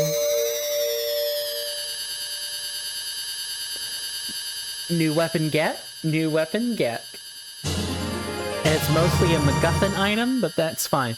The other thing that the light arrows can do is, if you kill an enemy with them, some enemies you can instantly kill with the light arrows, and they will give you a purple rupee for doing so. The light arrows are kind of like your money farm if you haven't been paying attention or farming rupees in the meantime. Hey, rumbling. It can't be. Well, Princess, what did I tell ya? Princess Zelda, you foolish mortal. I commend you for believing that you could stop me. But you let your guard down. You knew that the sages couldn't hold me forever.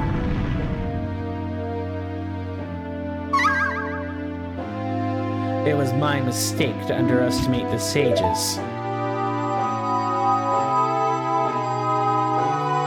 No, I have foreseen even this. That the power bestowed unto me by this place, and my true form revealed, I will become the ruler of this world. If you want to rescue Zelda, come to my castle. You know, I'll put out some puzzles for you. And there are 6 barriers that are going to be blocking your way. Good luck, chump. Don't think I need to tell you that, though, do I? Welcome to Ganon's castle, or rather, Hyrule Castle, for which there are no bugs to speak of. We can just focus on doing what we gotta do. Oh, what can I say? Ganon's castle is, well, it's a strange place.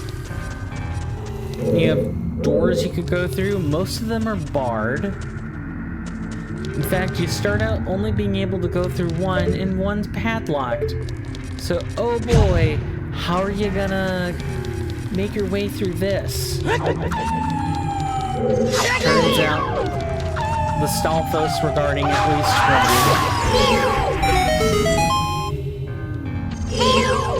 And the Stalfos, in fact, serve as switches. For 2 of them. Isn't that nifty? How they got that little piece of tech working, I might never know. So, unlike... How do I put this? So the challenges, the trials, so to speak, do take on some of the aspects. Like, the most notable one is, like, the fire trial, where you have to deal with a lot of, like, bleeding lava and stuff. For the most part, nice hidden chest we have here. For the most part, it's more like you're traipsing through castle ruins than it is you actually completing trials or anything of that nature.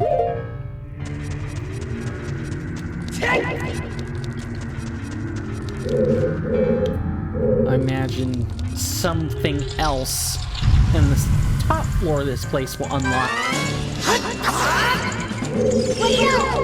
our path forward. Alright. You're getting a nice arrow to the face, followed by Bigoron's sword.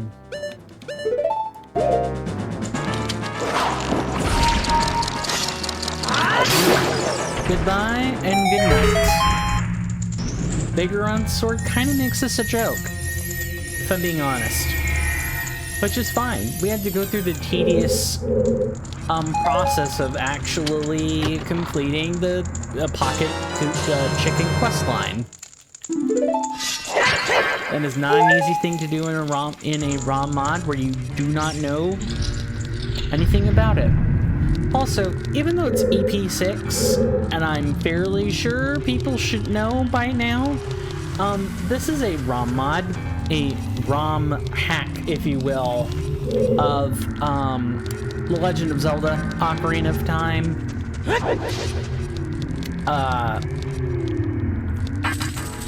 It modifies mostly the levels, textures.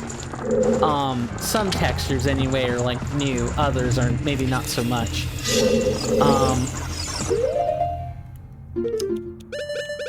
And music. It's mostly, I would describe it as an aesthetic hack that takes advantage of the vanilla framework to accomplish everything it needs to. Oh gosh darn it, I think it's the tunic. Get out of here with that nonsense.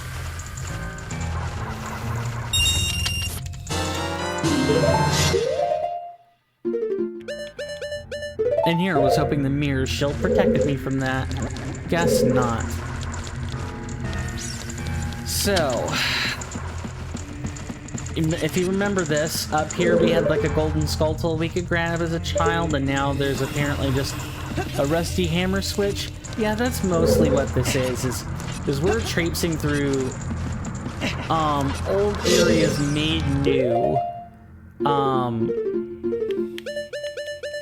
Made new by exploring them as an adult, and you get them in a dilapidated, ruined state. You don't really get them as like their child versions anymore.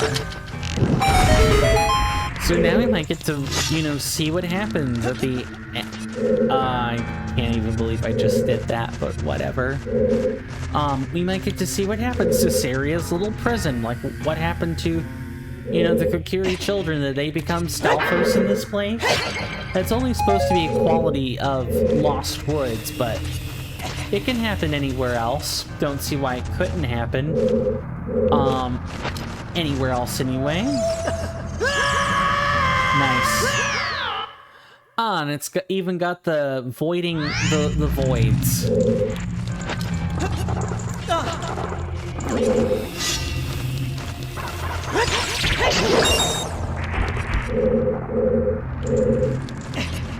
Not gonna let a like intimidate me. Never met a like I liked, really.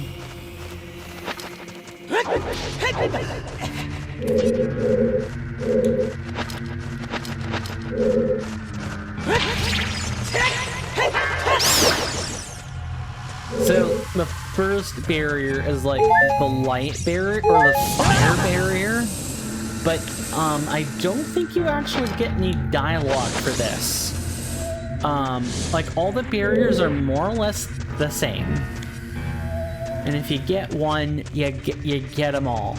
I could be misremembering though, so we're gonna clear it out just to make sure. Hello there, Sir Keese. Oh. So, some of these puzzles are really insidious. Not only are they insidious, but they're quite clever. Look, we have to use this re-dead. We gotta use this re-dead to get to the rusty switch. And that's just like a shortcut back. Or so you would think. Nice. Switch should still be pounded, so yeah. Nice.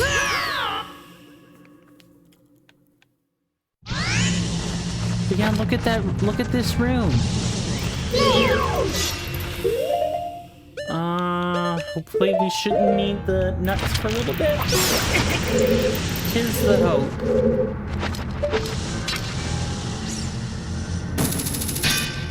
Should maybe be a key in this chest. You really don't start seeing key usage until like the midpoint of the dungeon, though. Never mind its arrows.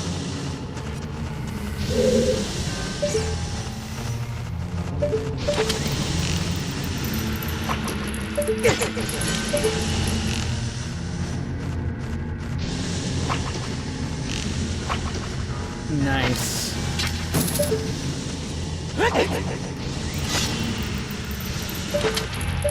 Just get burned.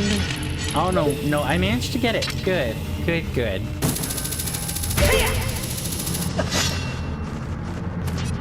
Alright, Sir Keese. Where did you go? Thanks. Yeah, so you see what I mean, right?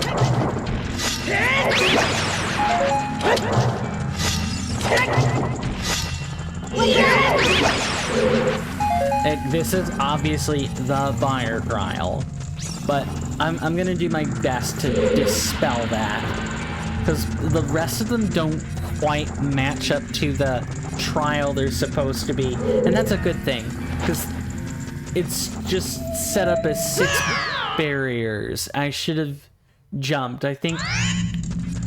Thank goodness.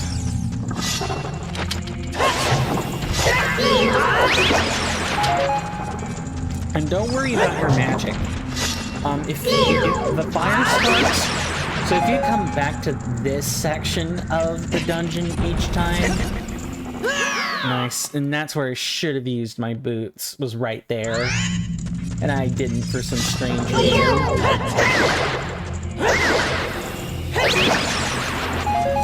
You're not really gonna run out of magic.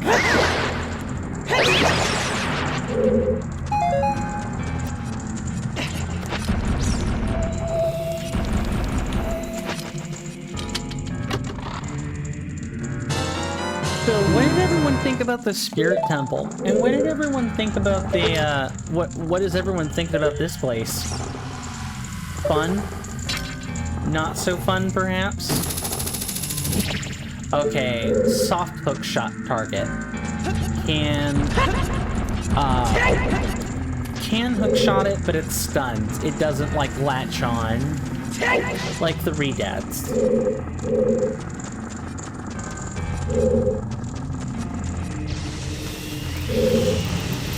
And we're back to the first part of that again.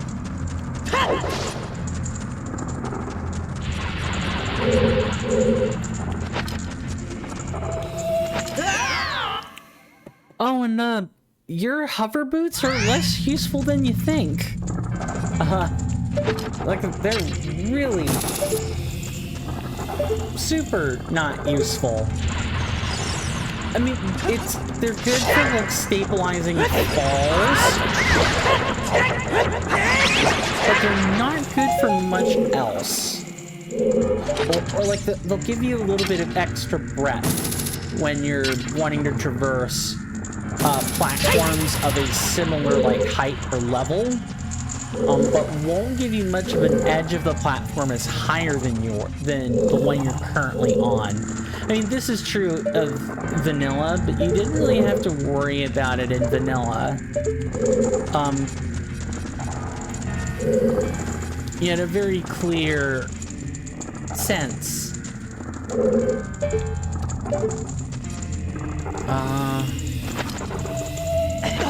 Just like that. And you gotta take off the boots or you won't grab the ledge.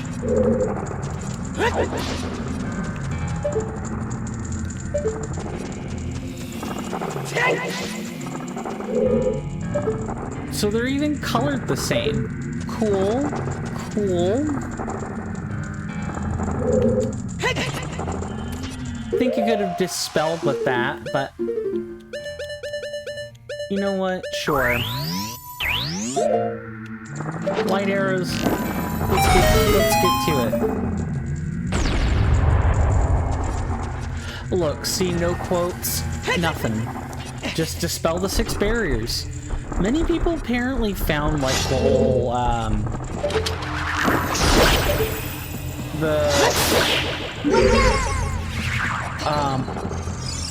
found the whole talk for each light barrier section kind of annoying, and so they just kind of did away with that here. Cool, I guess. Anything up there in the rooftop? I don't remember there being anything up there in the rooftop, but we're gonna check.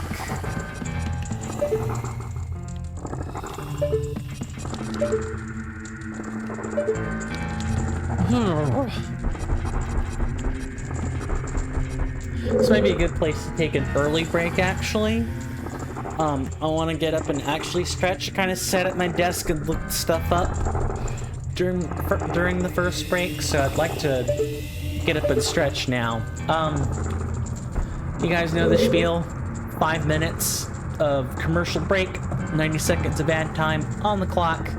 See you guys after the commercial break.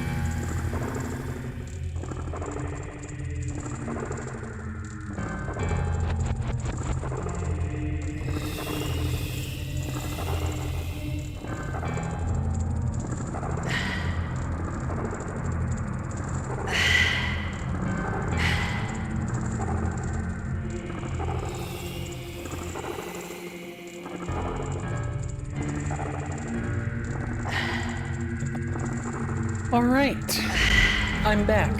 So sorry about that.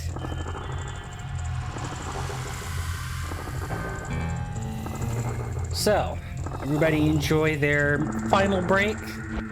As a lovely little reminder, stream will be an hour shorter today than it normally is. I do have a little bit of an obligation to go deal with. I don't think I can beat this in an hour. As in, get the golden gauntlets, go back and do the last few things. Oh, hello. That is another Stalfos.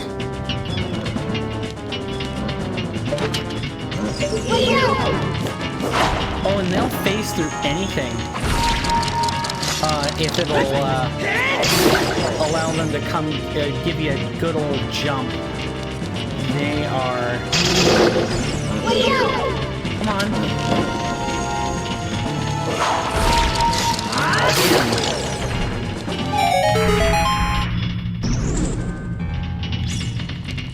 But they will, absolutely phase through anything. If it, lets them get a hit on you. I think it's just gonna take us the same place. It is.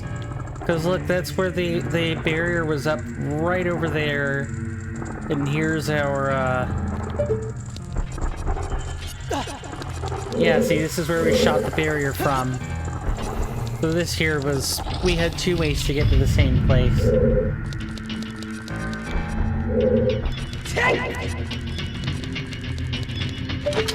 Just think they were patrolling guards along these steps, and now there's nothing. And just like... There's kind of like an outer and inner system going on in, you know, Ganon's tower, where you had like the 6 trials, and then you had the tower which had the rooms and the spiral staircase. You got the same deal here, where you've got an outside and an inside. You have to do everything outside before you even think about getting anywhere near the inside. Oh, and don't forget to kill the P-Hat. I've seen a couple playthroughs where people do not kill the P-Hat, and they get super stuck. Thankfully, that was not where I got stuck at, because, you know, I'm not a speedrunner, right? I know some tech here or there, but I am not a speedrunner. I generally kill enemies in a room unless I'm on a specific time limit, excuse me. I think I might have cut off right at the end of my word there. Just as reference, so you know where we are. That there's the entrance to the ruined castle. We came from there, we had that whole talk with Zelda, and then Ganon imprisoned her in a purple crystal. That's exactly what happened. Don't even question it.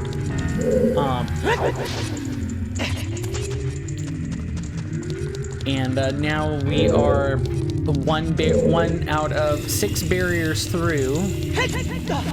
I don't think there's anything up here. I'm gonna check, though. No. There should have been, like, a small chest there. That was a missed opportunity. That could have easily been a pot refill or something.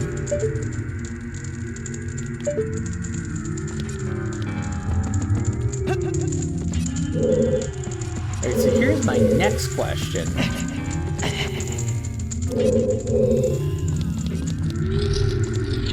Where does this take me to again? Right, and I think we had a locked door, did we not? No. No, we did not. You can get turned around. Wrong door. Because they were definitely, there wasn't a basement to that. It was definitely this one. This is where I have issues. Right, before I forget, were there any hookshot targets up here? I don't recall there being hookshot targets. That doesn't mean there weren't. Yeah, I think it was this door that was barred. Never mind. Coin clearly doesn't know what he's talking about, like, at all. I can't tell if I'm just checked out. Okay, I think this is the room right here. I definitely think I'm checked out, and I don't quite know where my mind is checked out to. Funny thing about not being all here, you don't really know where the rest of there is. And you're not sure why that's really the case either. Okay, so let's take it from the top, shall we?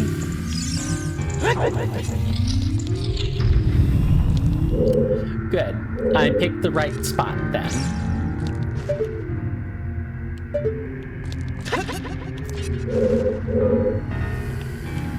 There are a couple of different ways you can sort of go throughout this. That's one of the nice things about this version of the Ruined Castle is ultimately, no matter what you pick, right? No matter which door you start at, you are eventually funneled a specific and particular direction, and you are not allowed to be funneled anywhere else. That's just it. No two ways about it.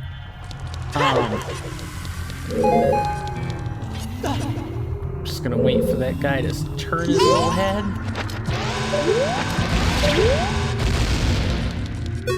Yes, Navi, I know. That was a twofer. You don't have to tell me who the Beamos is. I know who the Beamos is, okay, hun?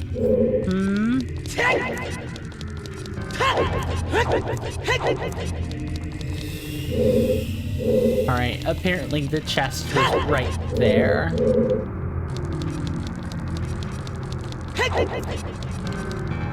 Key? No, I think it is a key. Self-doubt leads to gaslighting. What can I say?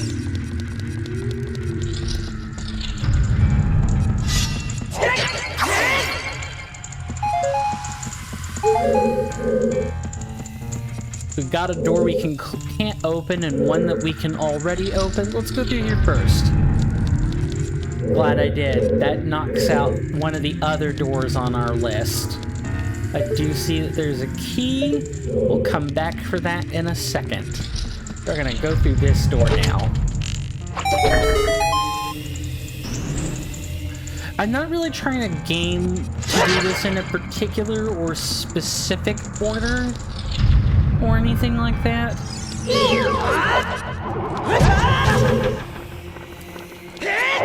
But I am trying to do it in a way where it's like, oh, I see this. Alright, I'm being stupid. Come on. I'm trying to do this in a way where it's like, I'm doing as little backtracking as possible. There's no mix-up with which of the rooms we're supposed to be in, etc., etc.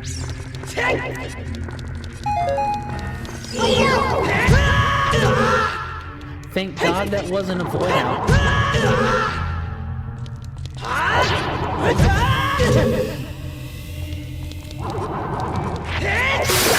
Thank you. What a comedy of errors.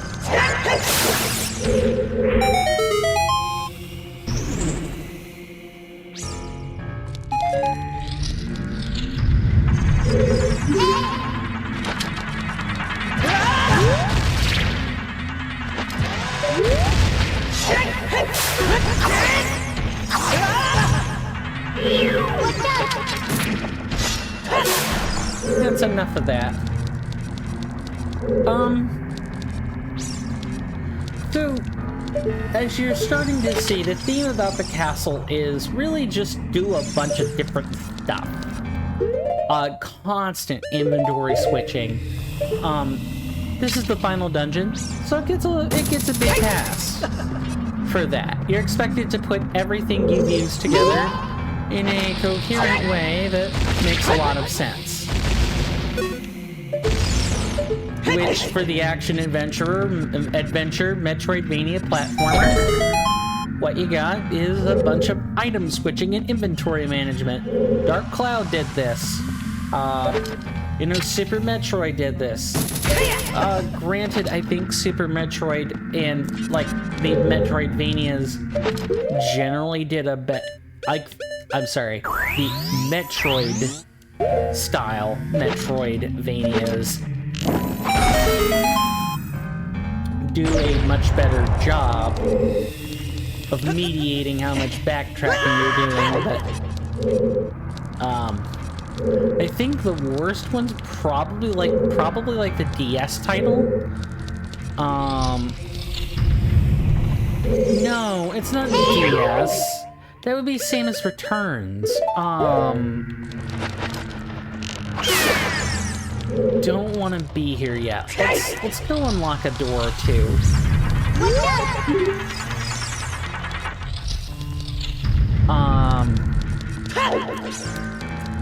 Zero Mission. I think Zero Mission gets really bad flack for a lot of backtracking.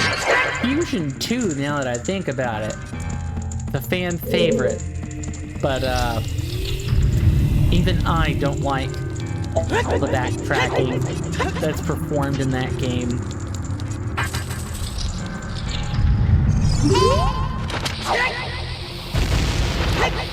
Oh, hello. Is it time for ice arrows?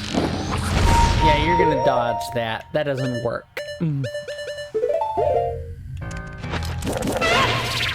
Don't even think about it.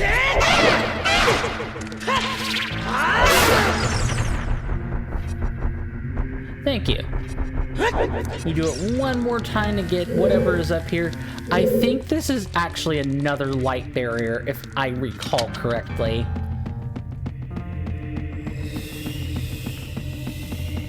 In fact, I'm like 90% sure that it is. Up here, this would have been Zelda's bedroom. Oh, hey, look, what did I say? Oh, and your time to get the treasure chest up there was child. When you're here as an adult, you don't really, I like that it's turned to a different page. What was I saying? Right. Your time to get this chest was as child Link, because now as adult Link, it's obviously gone, it's not there. Reflected by the fact that you took it, of course, as child. Yeah, so this page was open to, like, the depiction before Ganon came, and now it's a depiction of after Ganon came, which is really cool. Super neat.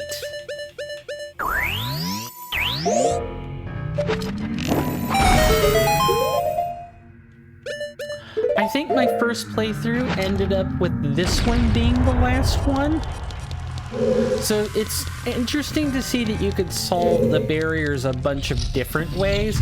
I think you had that flexibility in vanilla as well, with the exception of Shadow, which had to be solved first so that you could get an opportunity for double defense or the golden gauntlets.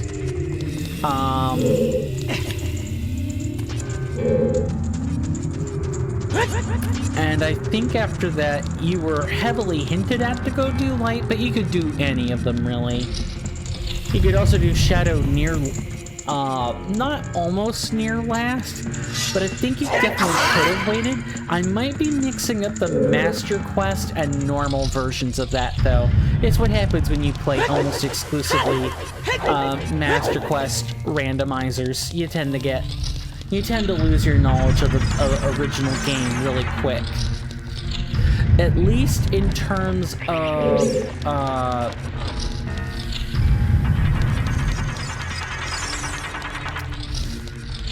at least in terms of like its dungeons. Of course the plot's the same. The only thing that differs is the dungeon puzzles and enemy placement. That's really it.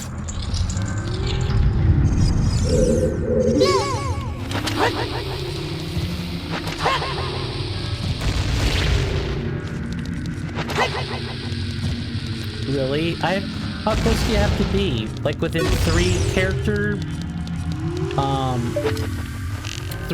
widths? Nice. Flew right off. Absolutely flew right off the balcony too. Same with this one, I'm sure.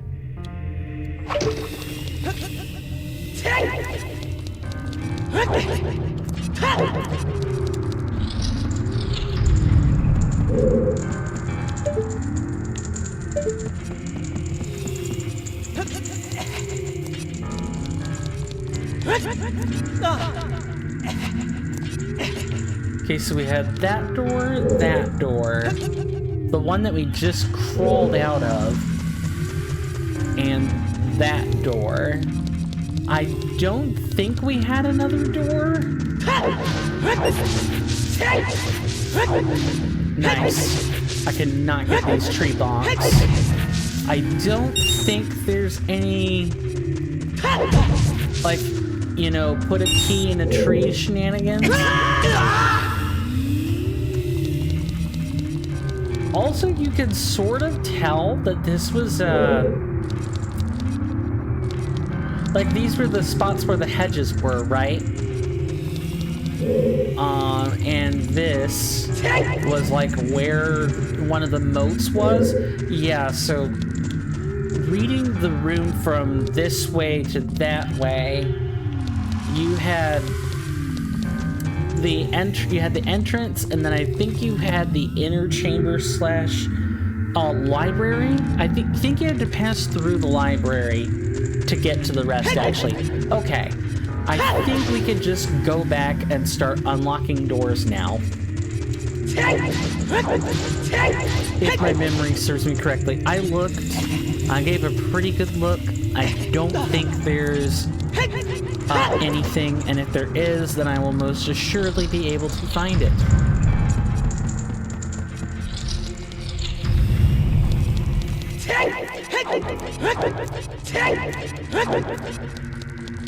So I guess while we're kind of just traipsing from one area to another, I think this is the next area.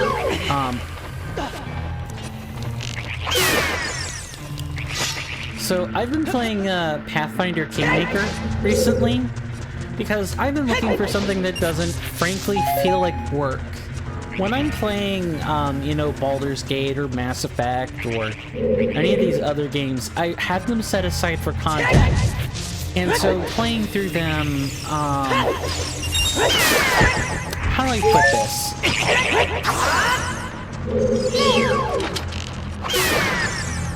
It kind of feels like something I shouldn't be doing. So I don't.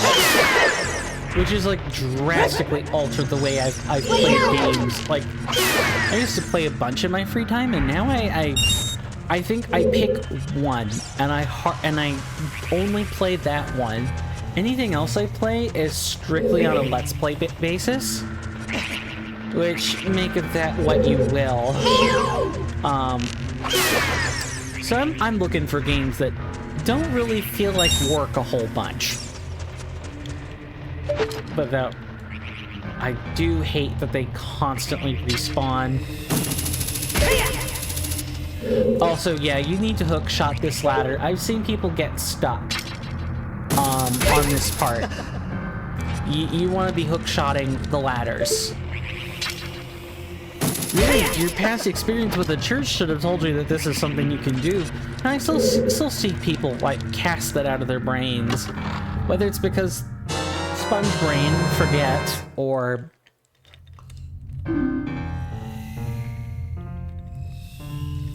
legitimately just paid no heed to the church segment There are lots of things that would have been made easier by your frequent usage of the hook shot. You wouldn't have had an opportunity to forget, I guess is what I'm trying to say. Unless again, sponge brain. And if it's sponge brain, I guess I can't help you.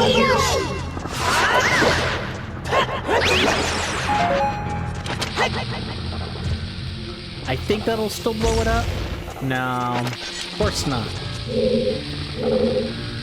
So this room is one of the most major rooms I think there probably is.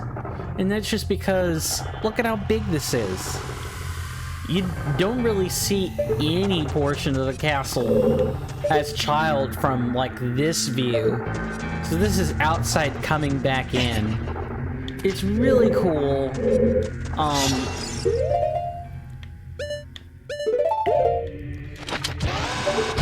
factor aside, there's not really much to see.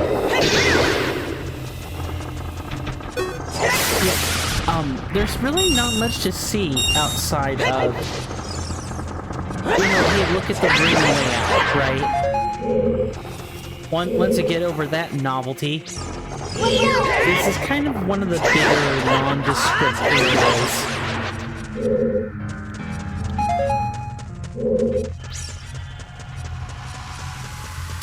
I think I know what it is. I know why I'm so spacey. It's because I'm tired. Nice tree. Okay, good. That means we needed to come up here. Yeah, I feel pretty spacey because I've been fighting the eyelid fatigue all day. When I have a very specific feeling when I'm tired. When I get to feeling tired, I have the itchiest, most searing sensation underneath my eyelids. They're relieved as soon as I go to sleep, but until then, or until I shut my eyes,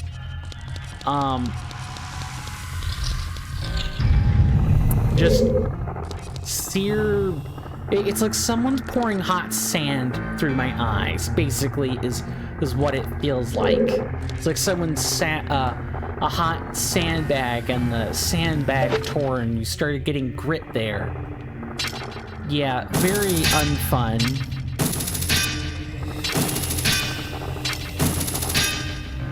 Nice. So, this room makes a return of the mechanic from Shadow Temple or the Church Catacombs. Don't dip into this green stuff. You will void out. It will not be fun.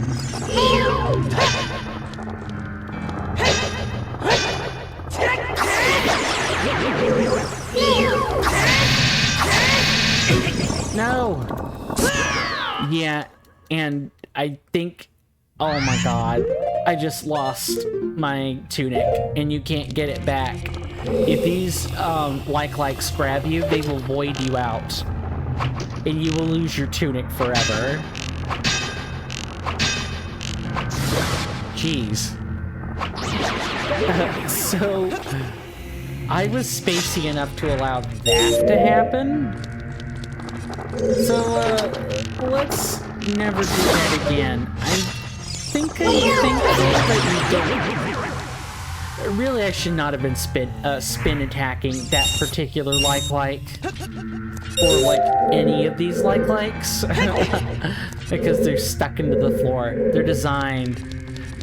They're specifically designed to void you out, as a matter of fact. Really? Alright then. Anything up here? No, I'm guessing not. Which is fine. Now...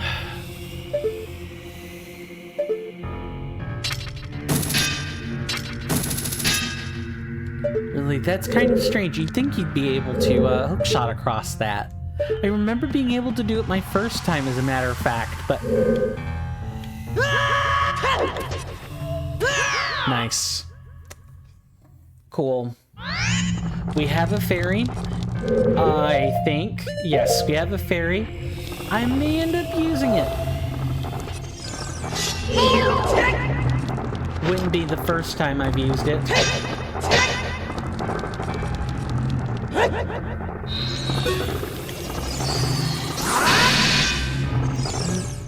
Okay. If that's how we're doing this, so be it.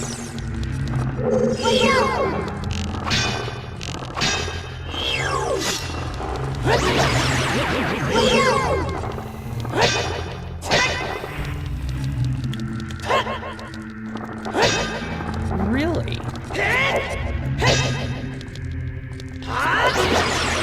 Alright. Good. I was really afraid that I was gonna void out to those damn things again. And it was gonna be the most unfun thing ever. I think we can climb on these barrels. And you don't even have to hook shot this section.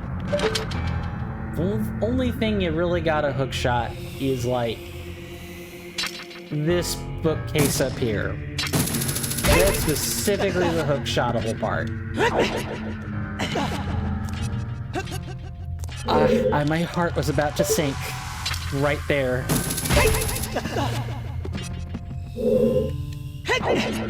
There we go. Always aim for where the mounting becomes flush. You'll be just fine.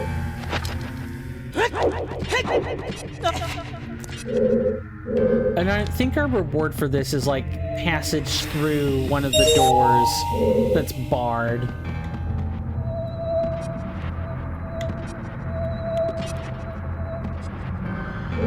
Oh, that made my heart sink a little bit. Just a little. Just a teensy bit. Alright. I don't think we had a second door. We did. We had 2 doors. Obviously, we're gonna get the one we've unlocked.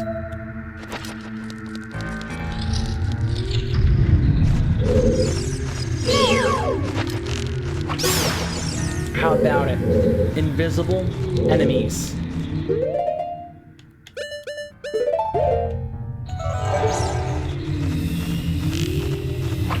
I think you get something for killing everything in this room. So we're going to be keeping our lenses on for quite a while.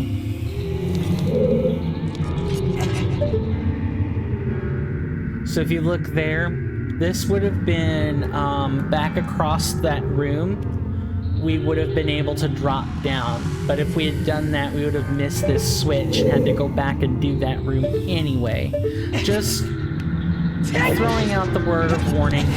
Don't get any bright ideas about cute skips. It doesn't work.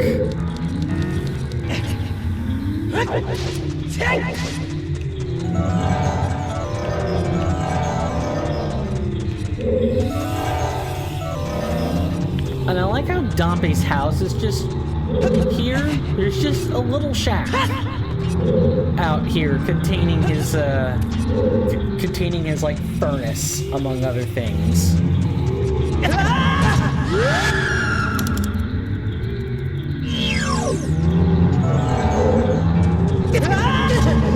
Okay, what is that? Oh, it's the invisible barrier again. Ah, we're in Banshee Scream City.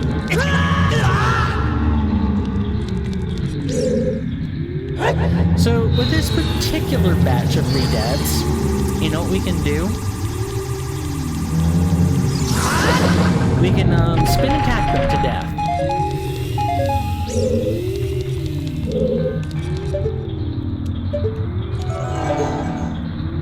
I don't see anything.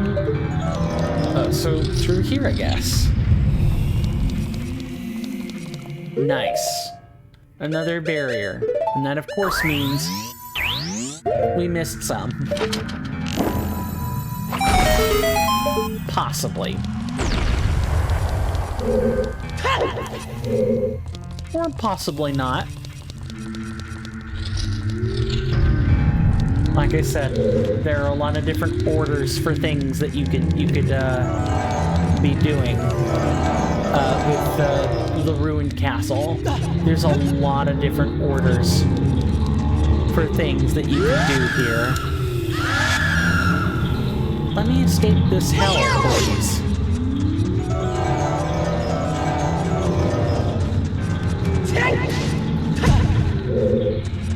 Don't think these are trees you can bonk. I've seen people try this stuff before, and granted, I'm doing it too.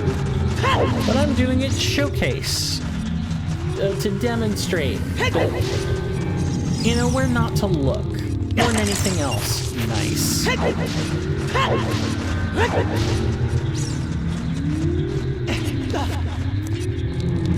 That's mostly what it is. I think, yeah, that's a certain doom waiting for us back there.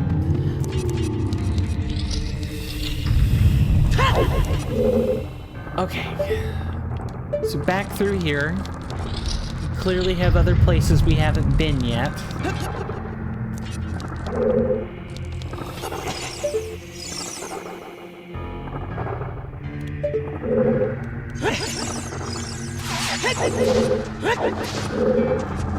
Because we went through this room, right?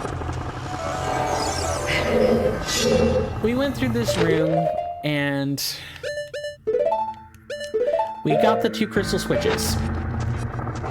Oh, and if you want to know how to get back up, you have to hook shot onto these beams here. You can't actually, like, walk on the beams. They're too slanted. What you can do though, is hook shot, and that is your way back up to this section. Pretty specifically. Now, as to what else we have to do.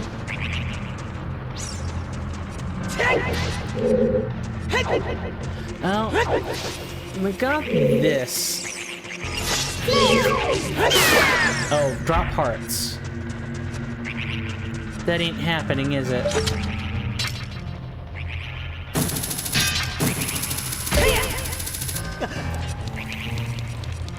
We essentially came out from over there, we dropped down, and we started doing that other section. This is also really common in playthroughs, I've noticed, where you will, like, skip a section. Nice flag. What do we need here? Nuts. Yeah, just nuts.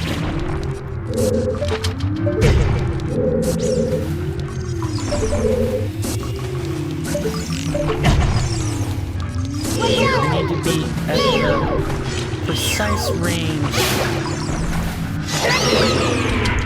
It's not deep enough where you would actually have to worry about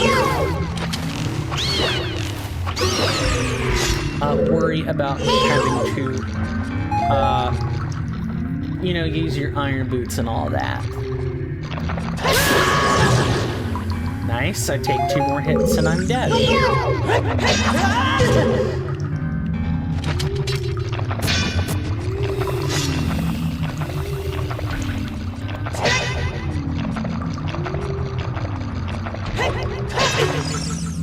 And fairy time. I believe that makes 3 times this playthrough.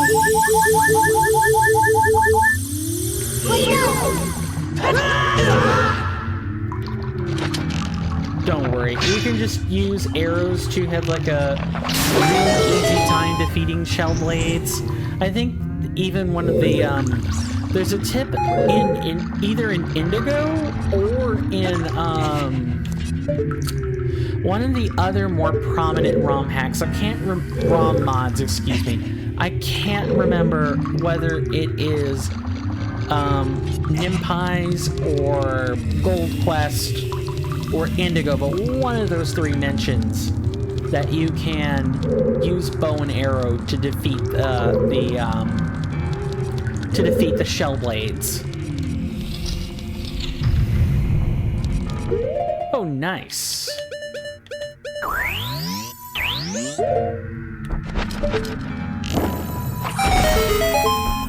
And that hitbox is pretty darn generous too. I mean, like, much prefer to be generous than non-generous. Alright, so that's 5 of them. We just have to grab the last one. And I'm not particularly sure I can do that right now.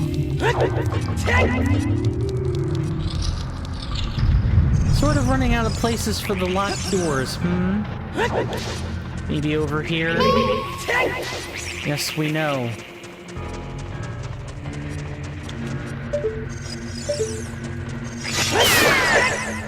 Now, if I could remember how to unlock that barred gate.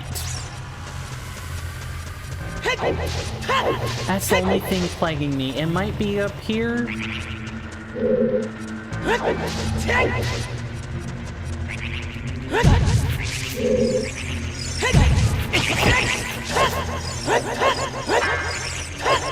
Really? You're starting to get on my... Oh, alright. Actually, my ineptitude is what's getting on my nerves, but... You know what? I need a creative... I need a little... sacrificial outlet.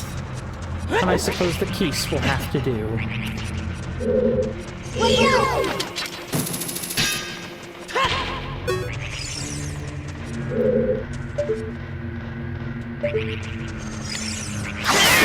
Thank you. But I'm not interested in getting mud-packed today. If we figure out where the last key is supposed to go, or if I can remember where the last key is supposed to go, we'll have this in the bag. If not, we're gonna be stuck here until we do.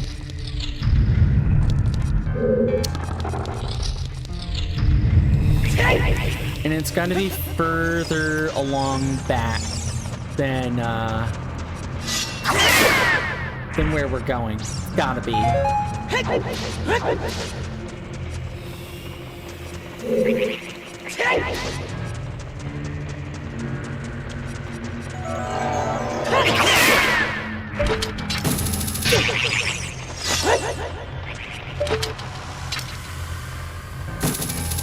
Anyone else find ways to be particularly annoying? Anything up here? No, not really. It's meant to give you an easier time hook-shotting up to that platform, but that's really about it. I don't know. I personally find them frustrating. I think by far my least favorite ones are probably Gibdos when they're clumped up. Because they're essentially just buff redeads, but...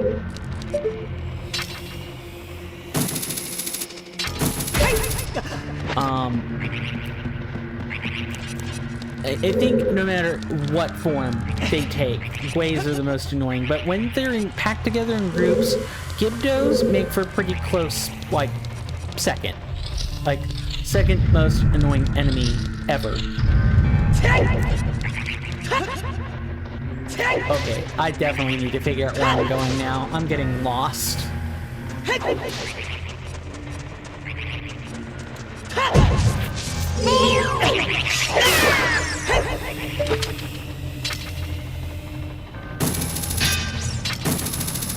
Oh. Through here. Can't go anywhere else. This was where the gallery was, and then we went through this door, and then had to turn around. So it's a door before this point. Good. I'm glad we figured this out. Definitely glad we figured this out. It only took me 20-ish minutes to do so.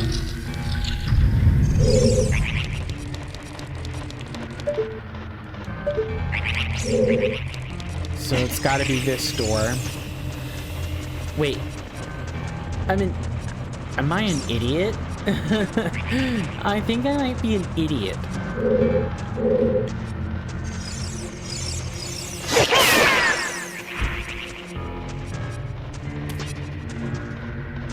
I just don't have a clear way of getting back to that other door is what it really is.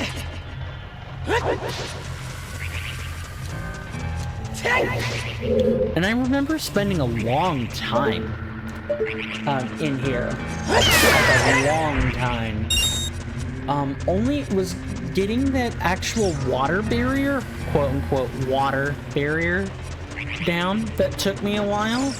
Now let's go in a different direction altogether that's taking me a long time.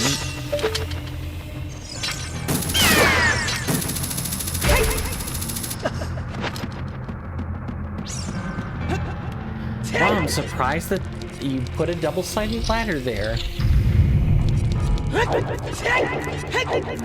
I definitely think I'm missing a barrier, and I'm just not spotting it where I think I should.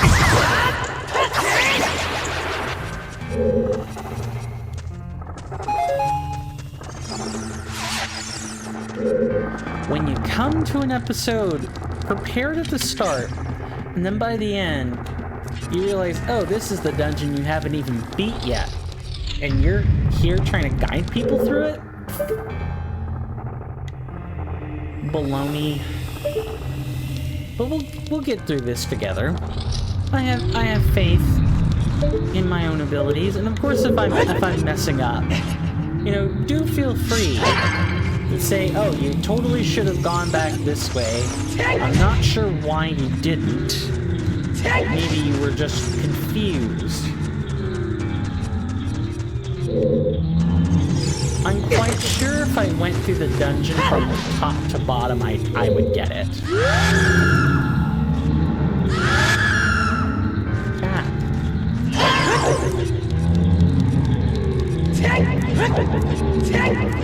And through here before they notice. Quickly.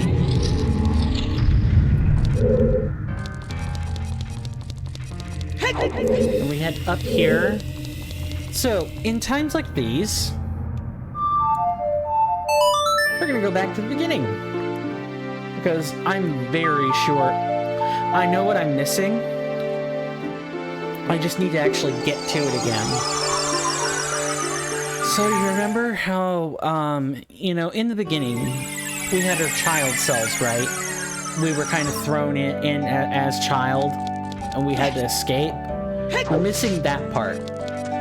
I know it's that part, that specific part we're missing. And I always had difficulty getting to it from,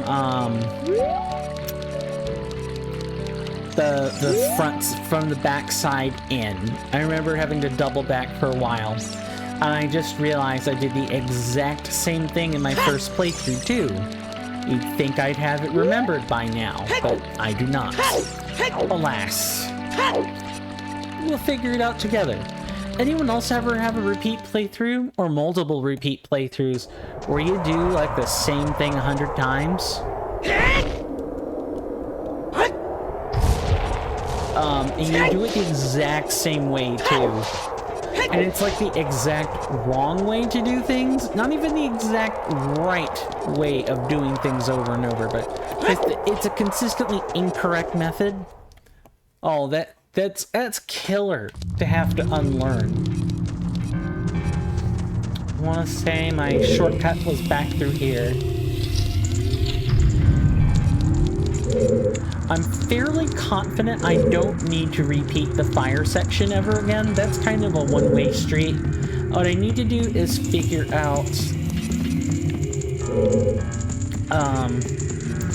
returning to, like, the internal section. Because fire section is not how you get to the child dungeon, if I recall correctly. It's always a possibility I'm not recalling correctly, but that's neither here nor there. Nice.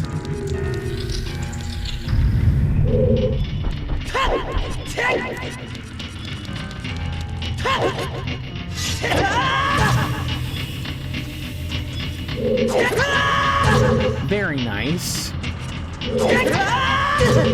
I'm thinking I need to get up on actual flat ground and try that again. There we go.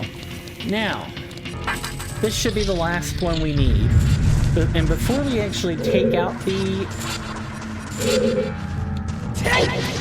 the barrier, we are going to, like, just make sure we've explored everything else first. And I believe other than what's in this section, we have. There aren't any Skulltulas, it literally is just find the major item and find the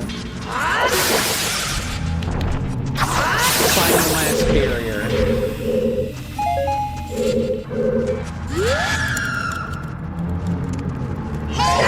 Is it a re-dead or a give-go?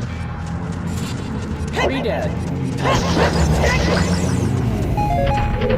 If there are other undead in the area, that should at least give them something to contemplate. Yeah, here's one right now.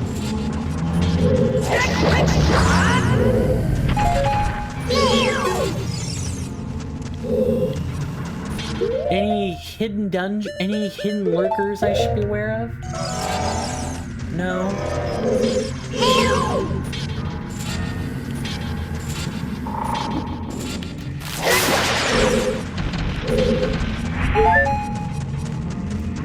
Is this a kill all enemies room? I feel like it is. That's one switch. I don't think it got this switch though. Yeah, that's different. That I feel is a kill room scenario.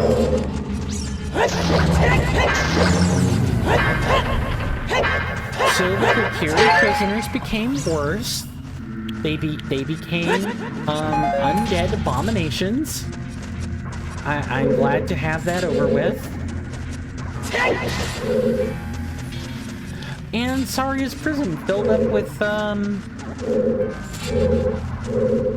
well, okay, this entrance filled up with dirt. That's really about it.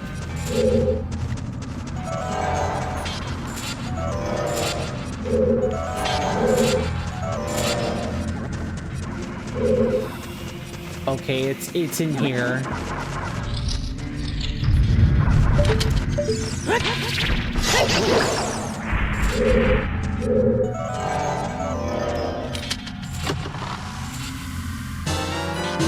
Nice small key. It's interesting that these are interconnected rooms. Do we have more re-deads to deal with? No. So it's kind of a kill all enemy scenario, but packed in multiple rooms instead. Okay, not yet. Not yet. We're gonna go to the other room first.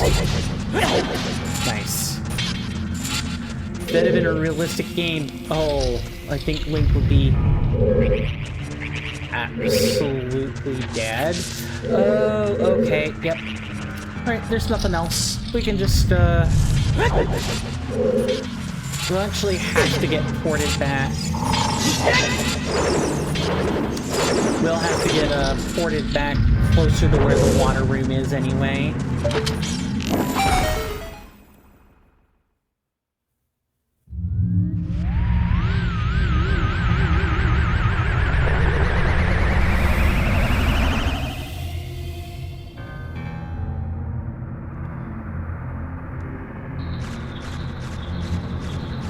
So, welcome back to the Sealed Palace again.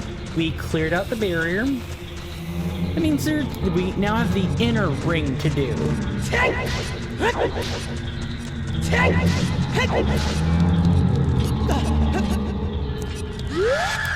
Oh, stop this.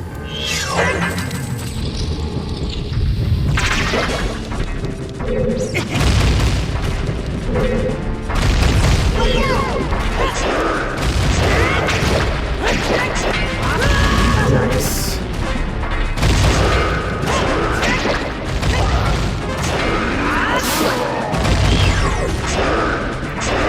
Thankfully, the big axe sword makes this really easy.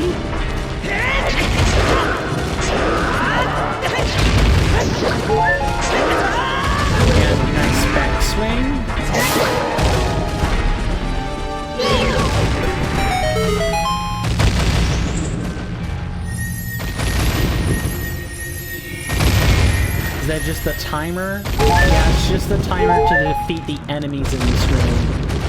And nothing else. So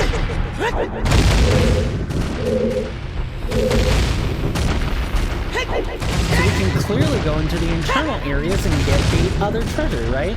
So this will be the boss key. This will not be the other item.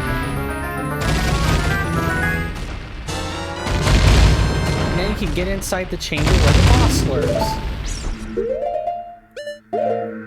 Boss key or non-boss, non-dungeon. This is like the most non-dungeon dungeon I think we've ever been in, right? I mean, I would certainly class this as a non-dungeon anyway.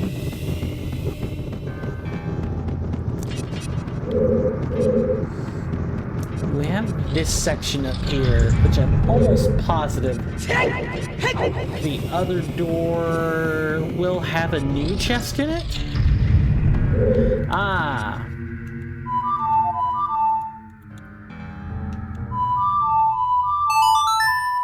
It just doesn't have the prompt.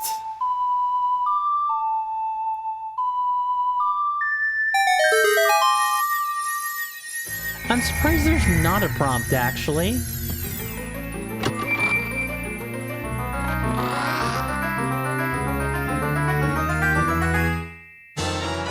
Well, how about it? The golden wow, the silver gloves, the golden gauntlets. Yep, I totally didn't just try to combine glove and gauntlet into the same word. So what can we do with these bad puppies? We can do a few things.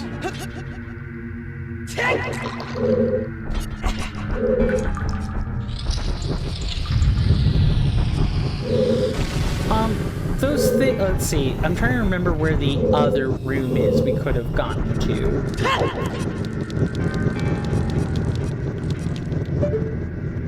So we have this room that I think, or this section of the room, I should say, and the only way up there is to hookshot in here. And we can't even do that. Cool. So I think this is our way back out.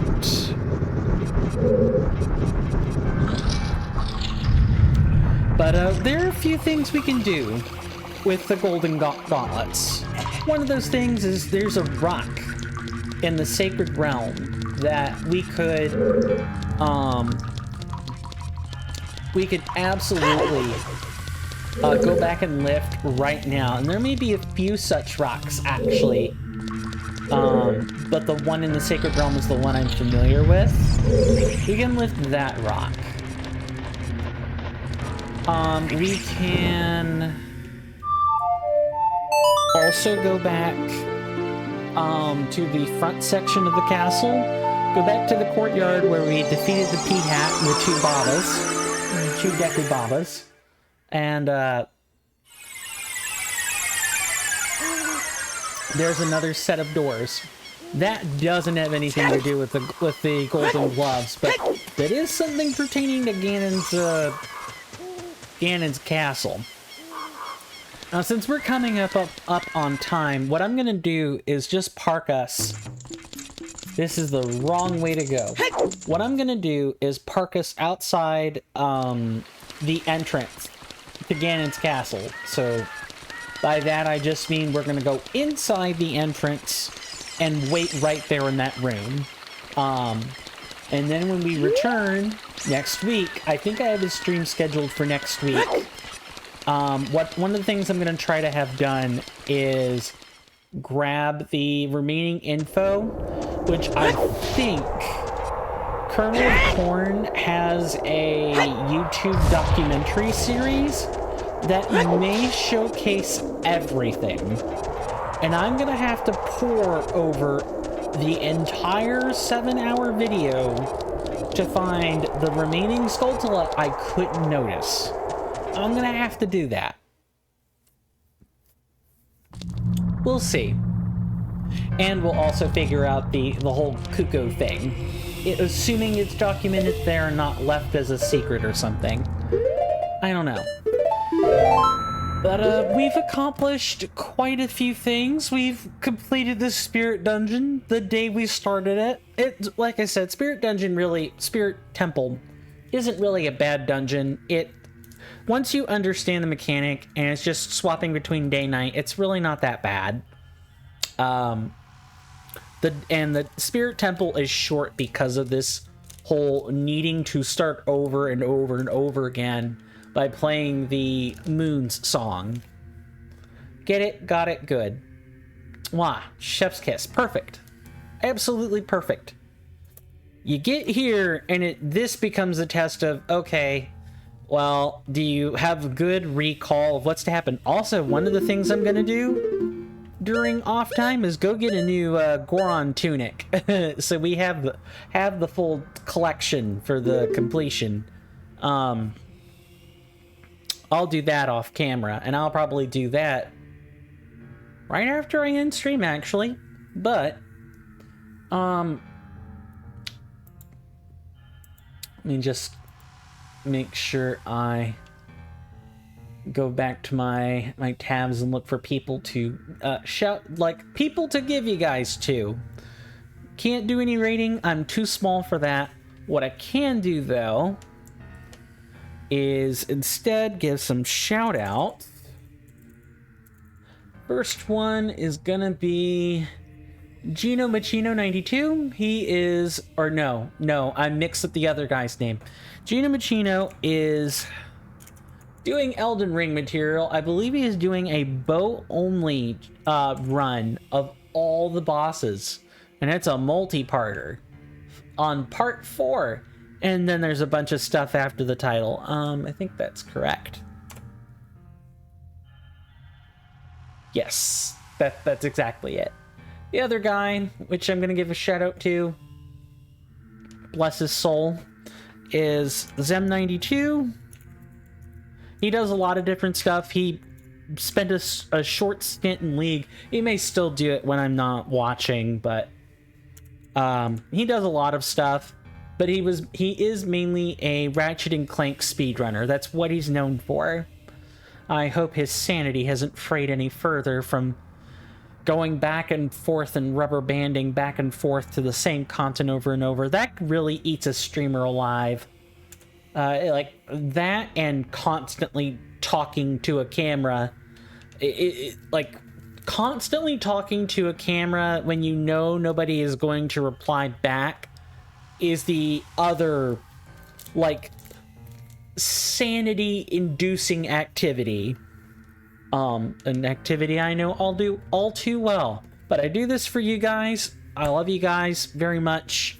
It goes up on the VODs. Please note, that's not any kind of leveled criticism or anything.